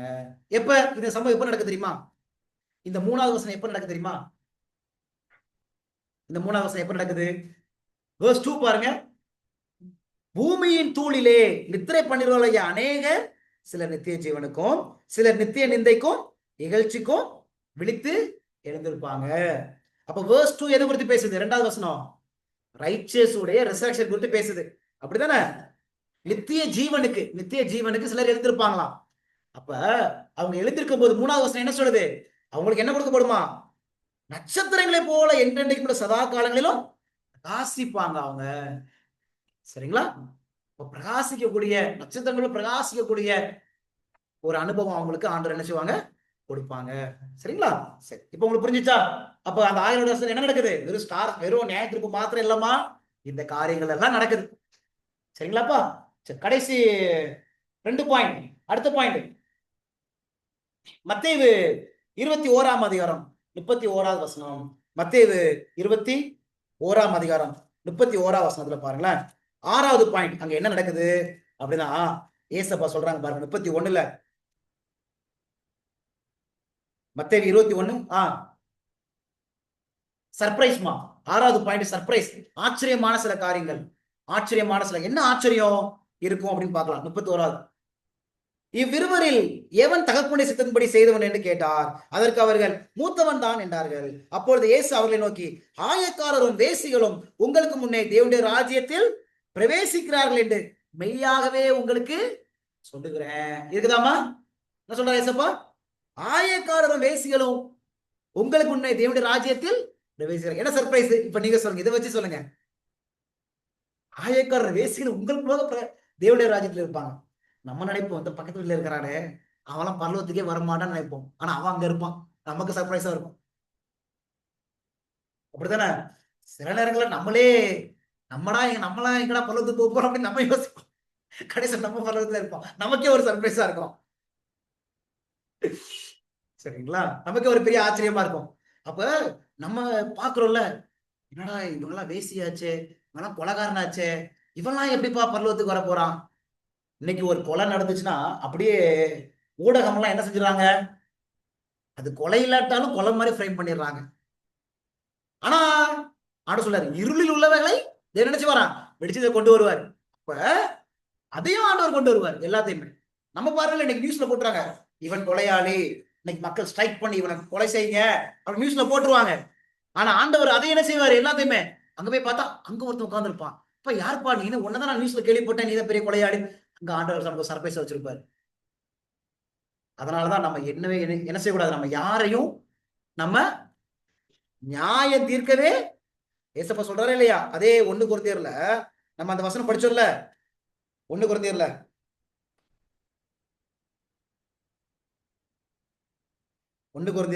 வசனம், எந்த வசனம்? 4ஆம் அதிகாரத்துல 5வது வசனத்துல, கர்த்தர் வருமளவும் நீங்கள் காலத்துக்கு முன்னே யாதொன்றையும் குறித்து தீர்ப்பு சொல்லாதீங்க.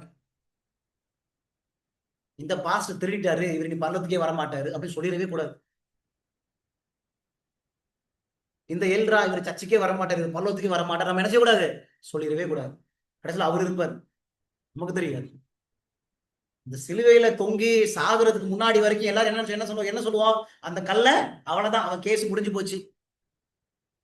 ஆனா கடைசியில அவன் வாங்கிட்டான் நிச்சயத்தை. ஆனா சொல்லிட்டார், நீ என்னோட கூட இருப்பப்பா அப்படின்ட்டாரு. ஆனா அதுக்கு முன்னாடி வரைக்கும் அவன் இல்லை. எல்லாரும் என்னதான் சொல்லியிருப்பாங்க? இவனா சிலுவையில தொங்கினாலே செத்தான், முடிஞ்சு போச்சு, இவனுக்கு பரலோகராஜ்யமே கிடையாது அப்படின்னு சொல்லிட்டு. யாரை குறித்து நியாயம் இருக்கவே கூடாது. இன்னைக்கு பாருங்க, அநேக பேர் அவனே சரியில்லை, நான் எதுக்கு பின்பற்றணுங்கிறாங்க. கடைசியில் அவன் வந்துருவான். அப்ப யாரையும் நம்ம குறை சொல்லவும் முடியாது, யாரையும் நம்ம முன்மாதிரியா பார்க்கவும் முடியாது. அவரே எவ்வளவு சத்தியம் தெரியும், அவரே இப்படி துன்மார்க்கமா நடக்கிறாரு அப்படின்னு. கடைசியில் அவன் வந்துருவான். நம்ம அவனை பார்த்துட்டு நம்ம பின்னாடி போயிருவோம். சர்ப்ரைஸ். வேசிகளும் உனக்கு முன்பாக இருப்பாங்க அப்படின்னு சொல்லி ஆண்டவர் சொல்றாரு. எவ்வளவு ஜாக்கிரதையா நம்ம இருக்கணும். அதான் என்னைக்குமே நம்ம ரட்சிப்பை கொடுத்தா நம்ம அதிகமா கவலைப்படணும். நம்ம ஒழுங்கா இருக்கிறோமான்னு பார்க்கணும். என் கண்ணு சரியா படுதா அதை பார்க்கணும். அவன் சரியில்லை இவன் சரியில்லைன்னு சொல்ல ஆரம்பிச்சிட்டோம் அப்படின்னா கடைசியில் அவன் பரலோகத்துல இருந்துருவான், நம்ம பரலோகத்துல இருக்க முடியாது.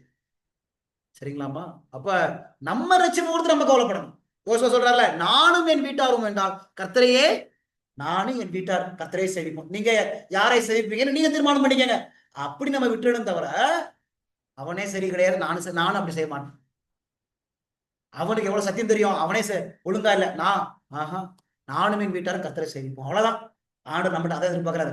அவர் ரட்சிப்பை கொடுத்து ஆண்டவர் பார்த்துக்குவார். இதுல ரொம்ப கவனமா இருக்கணும். ஏன்னா இன்னைக்கு நம்ம அவனை நியாயம் தீர்த்து, இன்னொருத்தனை நியாயம் தீர்த்து இவன் சரி கிடையாது, இந்த பாஸ் சரி கிடையாது, அவங்க சரி கிடையாது, இப்படி கடைசியில என் மனைவி சரியில்லை, இவங்கெல்லாம் பல்லத்து வர மாட்டேன், இப்படி நியாயம் தீர்த்து கடைசியில நம்ம தகுதி பெறாம ஆயிரும். நம்ம வேலையே கிடையாது. சரிங்களா? அப்ப ஆச்சரியம் காத்திருக்கும், சர்ப்ரைஸான திங்ஸ் காத்திருக்கும். கடைசியான பாடம் ரகசிய பாவங்கள். 7வது பாயிண்ட் நம்பர் 7, ரகசிய பாவங்கள். பிரசங்கி புஸ்தகம், சீக்ரெட் சின்ஸ், பாயிண்ட் நம்பர் 7. பிரசங்கி 12வது அதிகாரம் 14வது வசனம். 14வது வசனம். இந்த கடைசி பாயிண்ட் படிச்சு நம்ம ஜோம் பண்ணிடலாம். சரிங்களா? முக்கியமான ஒரு point. Ecclesiastes chapter 12 verse 14. chapter 12 verse 14.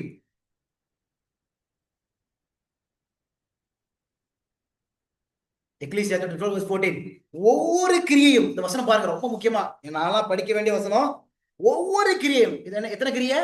ஒவ்வொரு கிரியையும், அந்தரங்கமான ஒவ்வொரு காரியத்தையும், நன்மையானாலும் தீமையானாலும் தேவன் நியாயத்திலே, இந்த வசனம் என்ன சொல்லுது? ஒவ்வொரு கிரியையும் காடு கொண்டு வருவாங்களாம். வேற என்ன?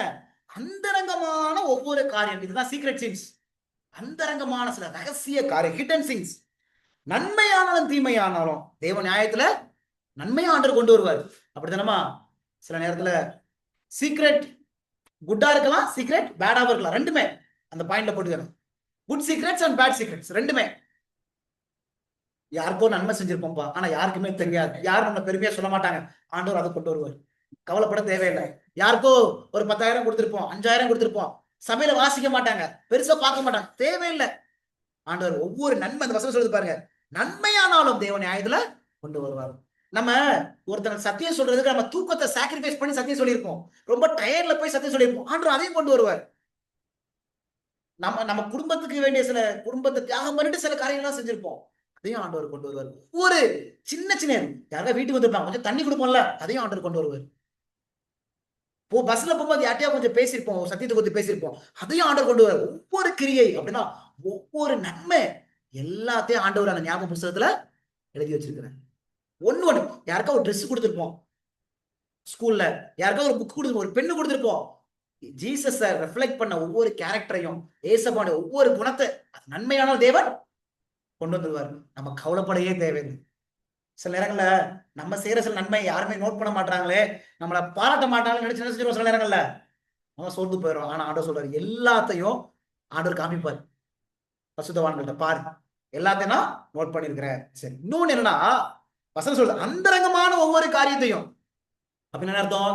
வாட்ஸ்அப்ல யாருக்காவது மெசேஜ் பண்ணிருப்போம், மெசேஜ் பண்ணிட்டு உடனே டெலிட் பண்ணிருப்போம். யாருக்கும் தெரியாது, என் அம்மா அப்பாக்கெல்லாம் தெரியாது, என் தம்பிக்கு தெரியாது, அக்காவுக்கு தெரியாது, என் டீச்சருக்கு தெரியாது, டெலிட் பண்ணுவார். ஆண்டவர் அதையும் கொண்டு வருவார். Secret since. பெரிய டேஞ்சர் என்ன தெரியுமா? சீக்ரெட் சின்ஸ் தான் பெரிய டேஞ்சர். அவனை நீதிமான வெளியில காமிச்சிடும். அவன்கிட்ட இருக்கிற பெரிய பிரச்சனை சீக்ரெட் சின்ஸ். அப்படியே கூகுள்ல போயிட்டு என்னென்ன படம் பார்க்கணுமோ எல்லாம் நாடகமோ எல்லாம் பார்த்துருவான். பார்த்து முடிச்சுட்டு அப்படியே ஹிஸ்டரியை போய் ஃபுல்லா டெலிட் பண்ணிடுவான். யாருக்கும் தெரியாது. ஆனா அங்க புத்தகத்துல ஒண்ணு எழுதி வச்சிருக்காரு, அதை யாரும் அழிக்க முடியாது. இங்க அழிச்சிருவோம். மனுஷங்கிட்ட என் போன் எடுத்து பார்த்தா, பாருப்பா நான் நல்லவன்ப்பா அப்படின்னு காமிச்சிருவோம். ஆனா ஆண்டவர் அப்படியே நியாயத்திற்குள்ள கொண்டு வந்துருவாரு. அந்த ஆயரோட அரசாட்சியில ஆண்டவரே, இங்க ஒரு பிரதர் பைபிள் சத்தியம் எடுத்துட்டு இருந்தாரே, ஏன் அவர் பரலோகத்துக்கு வரல? அது ஒரு ஆச்சரியம் நமக்கு இருக்கும். நமக்கு சத்தியம் சொல்லி கொடுத்தாரே, அவரை எங்க? ஆண்டவர் எல்லா ரகசியத்தையும் தேவன் என்ன செய்வாரு? அங்க ஒண்ணு ரகசியமான பாவங்கள் எல்லாத்தையும் தேவன் காமிப்பாரு. All hidden secret sins. சியர்ஃபுல்லான சின். சியர்ஃபுல்னா ரொம்ப சில பாவத்துல மகிழ்ந்து களி கூர்ந்த சில பாவங்கள், அந்த செய்த பாவத்துல அவ்வளவு மகிழ்ச்சியா இருக்கும். அந்த பாவத்தையும் தேவன் என்ன செய்வார்? நம்மகிட்ட காமிப்பார். சில பேருக்கு செல்ல சின், டியர் சின்ஸ், செல்ல சின்லாம் இருக்கும். கோவப்படுறது எனக்கு ரொம்ப செல்லம், எனக்கு பிடிக்கும், ஆனா ஆண்டவருக்கு பிடிக்காதுல்ல. படம் பார்க்கறது எனக்கு பிடிக்கும், அது என் செல்ல பாவம், ஆனா ஆண்டவருக்கு பிடிக்காது. அது எல்லாத்தையும் ரகசியமான எல்லாம். ஏன்னா இப்ப இந்த 1000 வருட அரசாட்சியில் நீதிமான்கள் ஆண்டவர் கூட இருப்பாங்க, துன்மார்க்கர்கள்லாம் அவங்க எந்திரிக்க மாட்டாங்க. அப்ப போய் கேட்பான், எங்க எங்க அப்பாவை காணோம், என் பிள்ளைய காணோம், என் பையனை காணோம். ஆண்டவர் எல்லாவற்றையும் காமிப்பாரு, ஒவ்வொன்னையும் ஆண்டவர் காமிப்பாரு. கடைசியா ஒரு வசனத்தை வாசித்து முடிச்சிடலாம். பிரசங்கி 11, பிரசங்கி 11ல 9ஆம் வசனம் பாருங்க. 9ஆம் வசனம், 9ஆம் வசனம், எக்லீசியா சாப்டர் 11 verse 9. இது வந்து எல்லா வாலிபர்களுக்கும், இதை நம்மளும் எடுத்துக்கலாம், பெரியவங்களும் எடுத்துக்கலாம். வாலிபனே உன் இளமையிலே சந்தோஷப்படு, உன் வாலிப நாட்களிலே உன் இருதயம் உன்னை பூரிப்பாக்கட்டும், உன் நெஞ்சின் வழியிலும், நெஞ்சு வழியில் என்னது, உன் மனசு என்னென்ன சொல்லுதோ உன் நெஞ்சின் வழியிலும், உன் கண்ணின் காட்சியிலும் நட. உன் கண்ணு என்னென்ன சொல்லுதோ அப்படி நீ நட. இப்ப சொல்றாரு, ஆனாலும் இவை எல்லாவற்றின் நிமித்தமும் தேவன் உன்னை நியாயத்திலே கொண்டு வந்து நிறுத்துவார் என்று நீ அறி. இருக்குதா இல்லையா? என் மனசு என்ன சொல்லுது, நான் அதை தான் செய்வேன். என் கண் என்ன செய்யுது, நான் அதை தான் நான் செய்வேன். நான் அடிக்கடி சொல்லிருக்கேன், கண்ணை வச்சு யார் தீர்மானம் எடுக்கிறாங்களோ கண்ணு காணாம போயிடும். அப்படித்தானே? சிம்சோன் கண்ணை வச்சு தீர்மானம் எடுத்தா கண்ணை பிடிக்கிட்டாங்க கடைசியில. பைபிள் வசனத்தை வச்சு ஜெபத்தோடு நம்ம தீர்மானம் பண்ணணும் ஒவ்வொரு காரியத்தையும். என் கண்ணுக்கு ரொம்ப அழகாதான் இருக்குது, சூப்பர், கண்ணு காணாம போயிடும். ஆண்டவர் சொல்றாரு, ஒரு கண்ணு உனக்கு இடதுனாயினால் இந்த கண்ணை பிடுங்கி போட்டுனா குருடா இருக்குன்னு சொல்ல வரல, உன் கண்ணை என்கிட்ட கொடுத்துரு, நான் சரி பண்றேன். உன் கால் உனக்கு இடது உண்டாக்கினா காலை கொடுத்துரு. சரிங்களா? அப்ப ஆண்டவர் எல்லா சீக்கிரட்டையுமே, நம்ம கண்ணால செய்த ஒரு காரியம், நெஞ்சால மனசு புரிய செஞ்சால ஒரு காரியம், எல்லாவற்றையும் தேவ நியாயத்துல கொண்டு வருவாங்க. எதுக்கு? ஏதோ நம்ம பாவத்தை எல்லாம் வெளியில காமிக்கணும் அப்படின்னு இல்ல. அங்க பரிசுத்தவான்கள் கேள்வி கேட்பாங்க, எங்க ஆச்சு, எங்க பாடினா ஏன் பரலோகத்துக்கு வரல, கேள்வி கேட்பாங்க. ஏன் இந்த பாஸ்டர் பரலோகத்துக்கு வரல, ஏன் இந்த ஊழியக்காரங்க பரலோகத்துக்கு வரல, எல்லாவற்றையும் ஆண்டவர் வெளிப்படையா என்ன செய்வாரு, காமிப்பாரு. அதனாலதான் சங்கீதக்காரர் ஒரு இடத்துல ஜெபம் பண்ணுவார், ஆண்டவரே இந்த ரகசிய பாவத்துல இருந்து என்னை காப்பாற்றணும். ஹோமர் ஃபார் யுவர் கண்டுபிடிங்க. அவர் ஒரு இடத்துல அழகா ஜெபம் பண்ணுவார் சங்கீதக்காரர், Lord please save me from the secret since. ஆண்டவரே இந்த ரகசிய பாவத்துல என்னை காப்பாத்துங்கப்பா அப்படின்னு டேவிட் வந்து ஜெபம் பண்ணுவார். டேவிட் நினைச்சாரு, நம்ம பச்சை பாலோட பாவம் செய்யறது யாருக்கும் தெரியாது அப்படின்னு சொல்லிட்டு, நாட்டுக்கே தெரிஞ்சு போச்சு கடைசியில். அப்படித்தானே? சில நேரங்களில் நம்ம செய்யக்கூடிய பாவங்கள் யாருக்கும் தெரியாம இருக்கலாம், ஆனா யாருக்கு தெரியும், தேவனுக்கு தெரியும். சரிங்களா? அப்ப இன்னைக்கு நம்ம எடுக்க வேண்டிய தீர்மானம் என்ன தீர்மானம்? என்னிடத்துல அந்த ரகசியமான பாவங்கள் ஏதாவது இருக்குதா, என் மனைவிக்கு தெரியாம, என் கணவருக்கு தெரியாம, என் பெற்றோருக்கு தெரியாம, என் ஊழியக்காரருக்கு தெரியாம நான் அப்படியே மறைச்சு வச்சுட்டு இருந்துட்டு இருக்கிறானா? எனக்கு பிடிச்ச ஒரு கேரக்டர் யோசேப்பு லைஃப்ல அந்த பெண்மணி வந்து விபச்சாரம் பண்றதுக்கு யோசேப்பை தூண்டுறாங்களா இல்லையா? தூண்டுறாங்கல்ல. அந்த வசனம் நீங்க படிச்சு பார்த்திருக்கீங்களா? அந்த ஒரு வசனம் எனக்கு ஞாபகம் வருது, அந்த ஒரு வசனம் படிச்சு முடிக்கிறேன். ஆதியாகமத்துல 39வது அதிகாரத்துல 10வது வசனம், 10, 11, 12 எல்லாரும் எடுத்துக்க, முக்கியமான வசனம். Genesis chapter 39 verses 10, 11 and 12. இந்த வசனம் பாருங்க. ஆதியாகமம் 39ல 10, 11, 12. அவள் நித்தம் யோசேப்போட இப்படி, அந்த வசனம் பாருங்க, நித்தம் யோசேப்போட இப்படி பேசி கொண்டு வந்தோம், அவன் அவளுடனே சயனிக்கவும் அவளுடனே இருக்கவும் சம்மதிக்கவில்லை. எப்ப? இந்த டெம்டேஷன் ஒரு நாள் கிடையாதுமா, டெய்லி இந்த டெம்டேஷன், அடல்ட்ரி பண்ணு அப்படின்னு விபச்சாரம் பண்ணிட்டு ஒரு சோதனை. இப்ப பாருங்க verse 11. இப்படி இருக்கும்போது ஒரு நாள் அவன் தன் வேலையை செய்கிறதற்கு வீட்டுக்குள் போனான், வீட்டு மனிதரில் ஒருவன் வீட்டில் இல்லை. யாராவது வீட்டுல இருந்தாங்களாப்பா? யாருமே கிடையாது. இப்ப ஜோசப்புக்கு என்ன செஞ்சுக்கலாம் யோசேப்பு? 12 பாருங்க. அப்பொழுது அவள் அவனுடைய வஸ்திரத்தை பற்றி பிடித்து என்னோட சயனி என்றாள், விபச்சாரம் பண்ணுகிறாள். அவனோ தன் வஸ்திரத்தை அவள் கையிலே விட்டு வெளியே ஓடி போயிட்டான். இதை நான் பார்க்கும்போது, ஆண்டவரே என்ன யோசேப்பு, இவன் யாரு? ஒரு அடிமையா இருக்கிறான். அவன் யாரு? ஓனருடைய ஒரு மனைவி. இப்ப அந்த தவறை செஞ்சிருந்தா அவனுக்கு எல்லா ஹானரு, பணம், கணம் எல்லாமே கிடைச்சிருக்கும். அப்படித்தானே? ஆனா அந்த வசனம் சொல்றது, நித்தம் அவனுக்கு ஒரு நாள் பிரச்சனை இல்லை, கண்டினியூஸ் ப்ராப்ளம். அந்த வசனம் சொல்றது 11ல, வீட்டு மனிதரில் ஒருவனுமே இல்லை. அப்ப எவ்வளவு சோதனை எப்படி இருந்திருக்கும்? இப்ப நம்மளும் இந்த போன் எடுத்து யூஸ் பண்றோம், சில நேரங்கள்ல யாருமே இருக்க மாட்டாங்க, யாருமே பார்க்க மாட்டாங்க, என்ன செய்யறது? ஆனா யோசேப்புக்கு அதே மாதிரிதான் இந்த வசனம் சொல்லுது, அவள் கையிலே, அவனோ தன் வஸ்திரத்தை அவள் கையிலே விட்டு வெளியிலே, ஜோசப் பாவத்தை விட்டு ஓடினான். அப்படிதான், பாவத்தை விட்டு, நம்ம லைஃப்ல பாவத்துக்கு உள்ள ஓடுறோமா, பாவத்தை விட்டு ஓடுறோமா? God runs after us. When God runs after us, we have to run away from sin. புரிஞ்சு முடியுதுங்களா? யாரெல்லாம் பாவத்தை விட்டு ஓடுறாங்களோ அவங்க தான் உயர்த்தப்படுவாங்க லைஃப்ல. யோசேப்பு உயர்த்தப்பட்டானா இல்லையா? அந்நிய தேசத்திலே உயர்த்தப்பட்டான். காரணம் என்ன தெரியுமா? அவன் பாவத்தை விட்டு ஓடுனான். எந்த பாவத்தை விட்டு? ரகசியம், இதெல்லாம் யாருமே இல்ல, ரகசியமா செஞ்சுக்கலாம் அப்படின்னு யோசிப்பு நினைச்சிருக்கலாம். வீட்டுல ஒரு சங்கம் கூட கிடையாது. பட் ரானவே. எப்படி யோசிப்பால ஓட முடிஞ்சிச்சு? verse 2ல சீக்ரெட் verse 2 தான். கர்த்தர் யோசேப்போடே, that is the secret. Genesis chapter 39 verse 2 பாருங்க. கர்த்தர் யோசேப்போட இருந்தா. எனக்கு பிரியமான தேவனுடைய பிள்ளைங்களே, ஆண்டவர் நம்ம கூட இருந்தா மாத்திரம் தான் பாவத்தை விட்டு ஓட முடியும். ஆண்டவர் இல்லைன்னா பாவத்தை நம்ம நேசிக்க தான் முடியும். அப்பா வீட்டை விட்டு எப்ப கெட்ட குமாரன் போனானோ அங்க விபச்சாரம் தான் பண்ணான். நம்ம ஆண்டவர் விட்டு தூரம் போயிட்டோம் அப்படின்னா, ஒவ்வொரு நாளும் ஜெபம் பண்ணல, பைபிள் படிக்கல, ஆண்டவர் நான் தேடல, ஆண்டவரே நீர் தான் என் பலன்னு சொல்லி ஆண்டவர் கூட நம்ம இணையல அப்படின்னா, நம்ம அந்த பாவத்து கூட தான் நம்ம சஞ்சரிப்போம். எப்படி கெட்ட குமாரன் போய் பாவத்தை கூட இருந்தால அது மாதிரி we will stay in sin. ஆனா ஒவ்வொரு நாளும் நம்ம ஆண்டவரோட டைம் ஸ்பெண்ட் பண்ணி தனிப்பட்ட வகையில பர்சனலா ஆள்ல எந்திரிச்சு தேவனோட நேரம் செலவழிக்கிறோம் அப்படின்னா, நம்மளும் யோசிப்பை போல யாரும் இருந்தாலும் இல்லாட்டாலும் நம்ம பாவம் செய்ய மாட்டோம். we will run away from sin. பாவத்தை விட்டு நம்ம ஓடி போயிருவோம்.